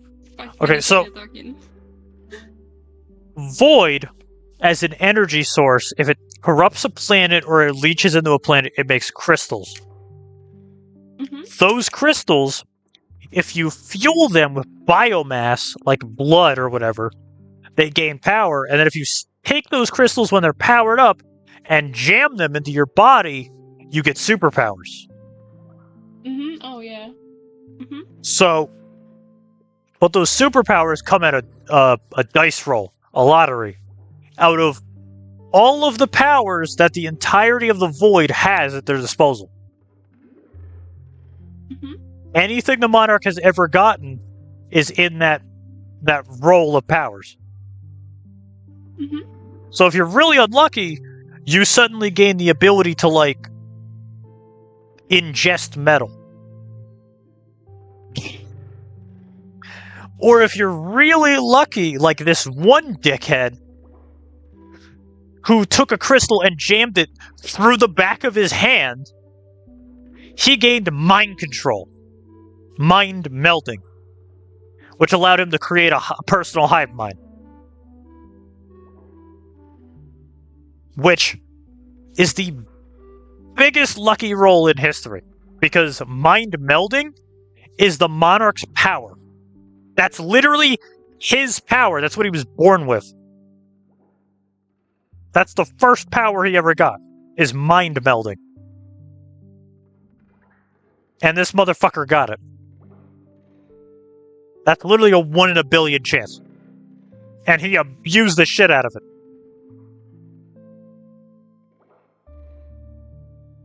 Because now, anything he touched, he could control and drag into his hive mind. Which, as a creepy motherfucker, he used it for everything. He had a pet tiger, He had women. Most of his men on his payroll were in his hive mind. He took everything. Him having a pet tiger was pretty funny, though. That was one of my favorite tricks. This motherfucker just has a fucking, like a pet tiger, or like 2 tigers, or a tiger and a lion, or whatever, as pets. Of course, Nice. he had one problem. If you cut that arm off, he loses its power. It's why most void cultists stick it into their chest. Oh yeah, Because it's pretty fucking hard to get rid of it. Then you die. Yeah. Yeah. But, someone I was explaining to it before really found that humorous. So, the Monarch, the Void, all of that is really powerful. They're literally cosmic entities.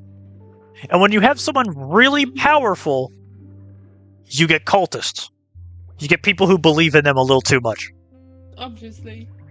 The Void cultists, when they get their hands on a large chunk of Void crystal, will start stabbing themselves with it. Because they don't understand how it works.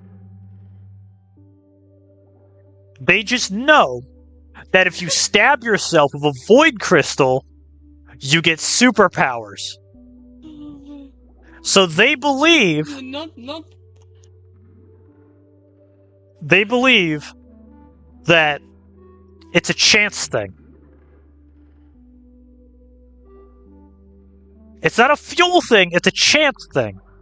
You have to be picked by the Monarch to use the power. And no one's ever been picked. Well, they did. That's how that one guy with the mind control got it. Is a bunch of Void cultists. A bunch of Void cultists stand in a circle jerk, and they would stab themselves with the crystal and then die. Because the Void crystal would suck all the blood out of their body.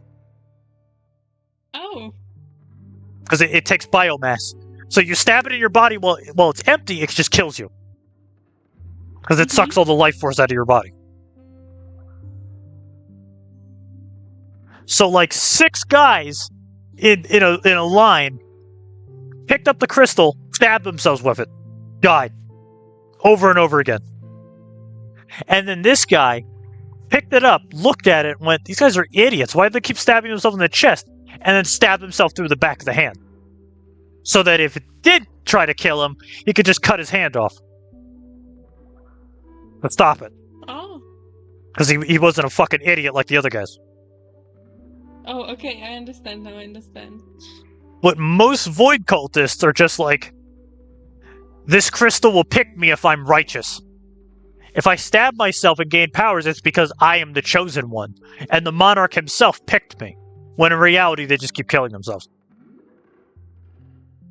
Because it's a fuel source. It's not a fucking... It's not divine judgment. You have to fuel it with blood and biomass and energy. Actually, thinking about it, yeah, you don't have to just feed the crystal blood. You can just stick it into an outlet. Or, like, jock it or something. Throw a flashbang at it or whatever to gain power. You don't actually have to feed it blood. The blood is the easiest because it's everywhere. Everything has blood. So it's really easy to just kind of like, walk into a farm and stab a cow with it. And there you go. Done. You got power.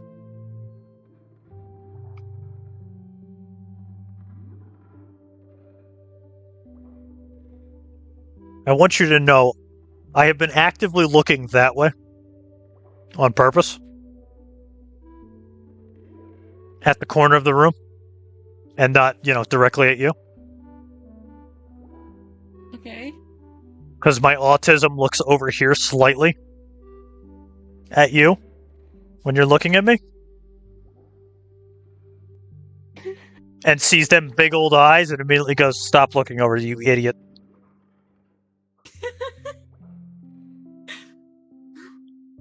Like, your model has really, really large eyes. And when you're actually, like... Yeah. when you're looking directly at me, they're just like fucking dead set right here. It's the... And my autism is one of those ones where looking someone dead in the eyes is disrespectful.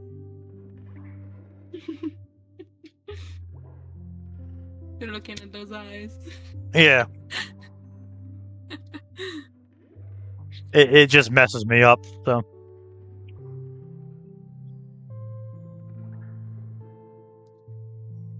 I don't know. We've gone for 2.5 hours, almost 2.5 hours. 2:20. Yeah. I will need to go soon because I think my roommate will be coming back from work. So. I think we can wrap it up around now. That's a good enough amount of time with the fish tank and everything. Yeah. Let me, where are they? There we go. Last collection. Alright. About to get ideas out of the head. Have a little chat. Have a little drinky drink. Thank you for being here. I really don't know how many people to drag all this shit like this. Because I don't know how many people will, like, actually humor me. I don't know. And I'm still looking for someone who will, like, actively cut me off and bring up ideas. Because I know I talk way too much. It's okay, I like to listen. I need to find someone who, like, can sort of match the energy. Because the problem is I tried you, Kaiju. You know Kaiju. Yeah. He talks way too much. The man has 0 social skills. I don't blame him for that. It's just, he doesn't have many social skills. So, I try my best to sort of, like, shut the fuck up and, like, give it a second. I'm sure now that I bring it up, people will, like, look back and realize I did it, like, 8 times during this fucking thing. I will talk, bring shit up, stop, and then look over. Wait a second for you to say something, you don't say anything, and then continue. Yeah. Because that's respectful, that's how you do it, that's how you do a fucking talk show. Is you give people the dead air to, like, bring something up if they want to fucking add to whatever they're talking about. Problem is, most people I bring onto this fucking talk show don't do it. I have to actively look over and ask a question for them to start talking. Usually. I'm sorry. It's alright. You like, everyone else does it too, so you're not alone. I think the only person that has ever, like, actively noticed me, like, shutting the fuck up for a second and then, like, slowly looking over for them to talk is Lynn. But Lynn just likes to yap, so I'm not surprised.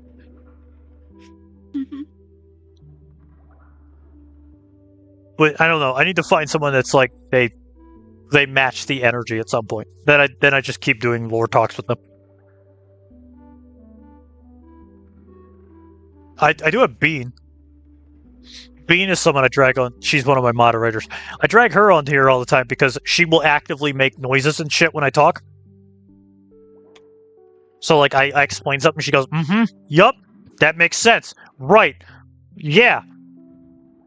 Informing me that she's listening?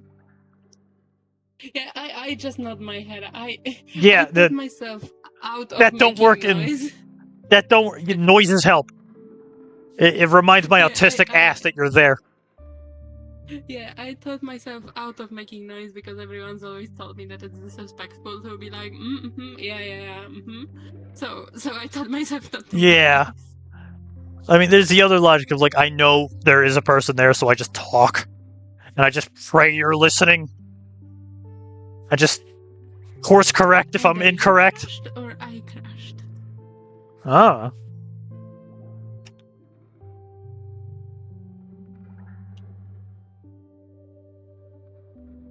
Yeah. Yep. I don't know. I haven't crashed yet, somehow. Okay. Even though I'm running at, like, 35 frames per second. Yeah.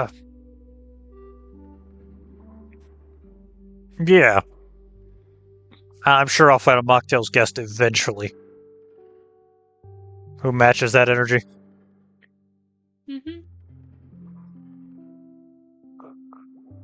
Anyway, let's wrap this up. We're at 2:25. Glad you could be here. Glad to have someone to chat with, because I didn't know what the fuck to do today. I got like 4 games to play and half of them don't work, so... Oops. Always glad to have something to do. Anyway. Check out the lore songs. Glad you could be here. Good luck and Godspeed, everyone. Anything to say? The viewers?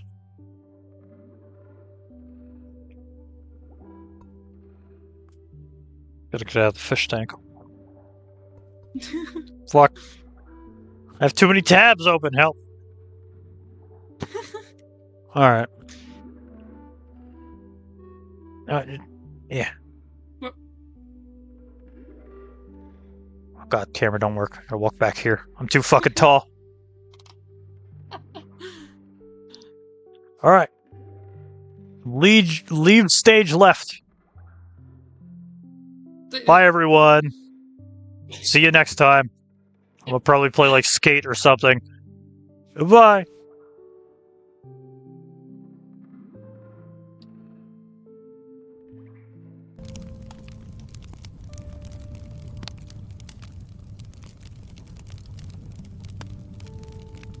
Oh, damn it, I don't know who to raid.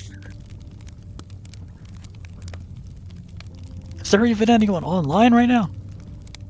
How many people are streaming? I don't know. Let's see if any of my friends are on.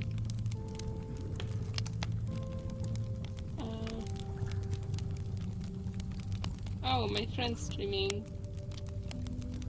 You, Void. A dozen people. Dozen people are... I haven't raided Void. Void started recently. Void got back into this shit. Let's raid him. Go see him. I'm gonna go see how he's doing.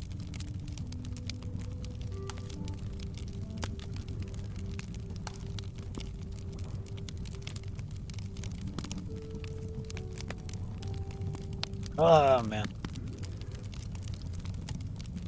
What the hell am I gonna do with myself for the next 6 hours?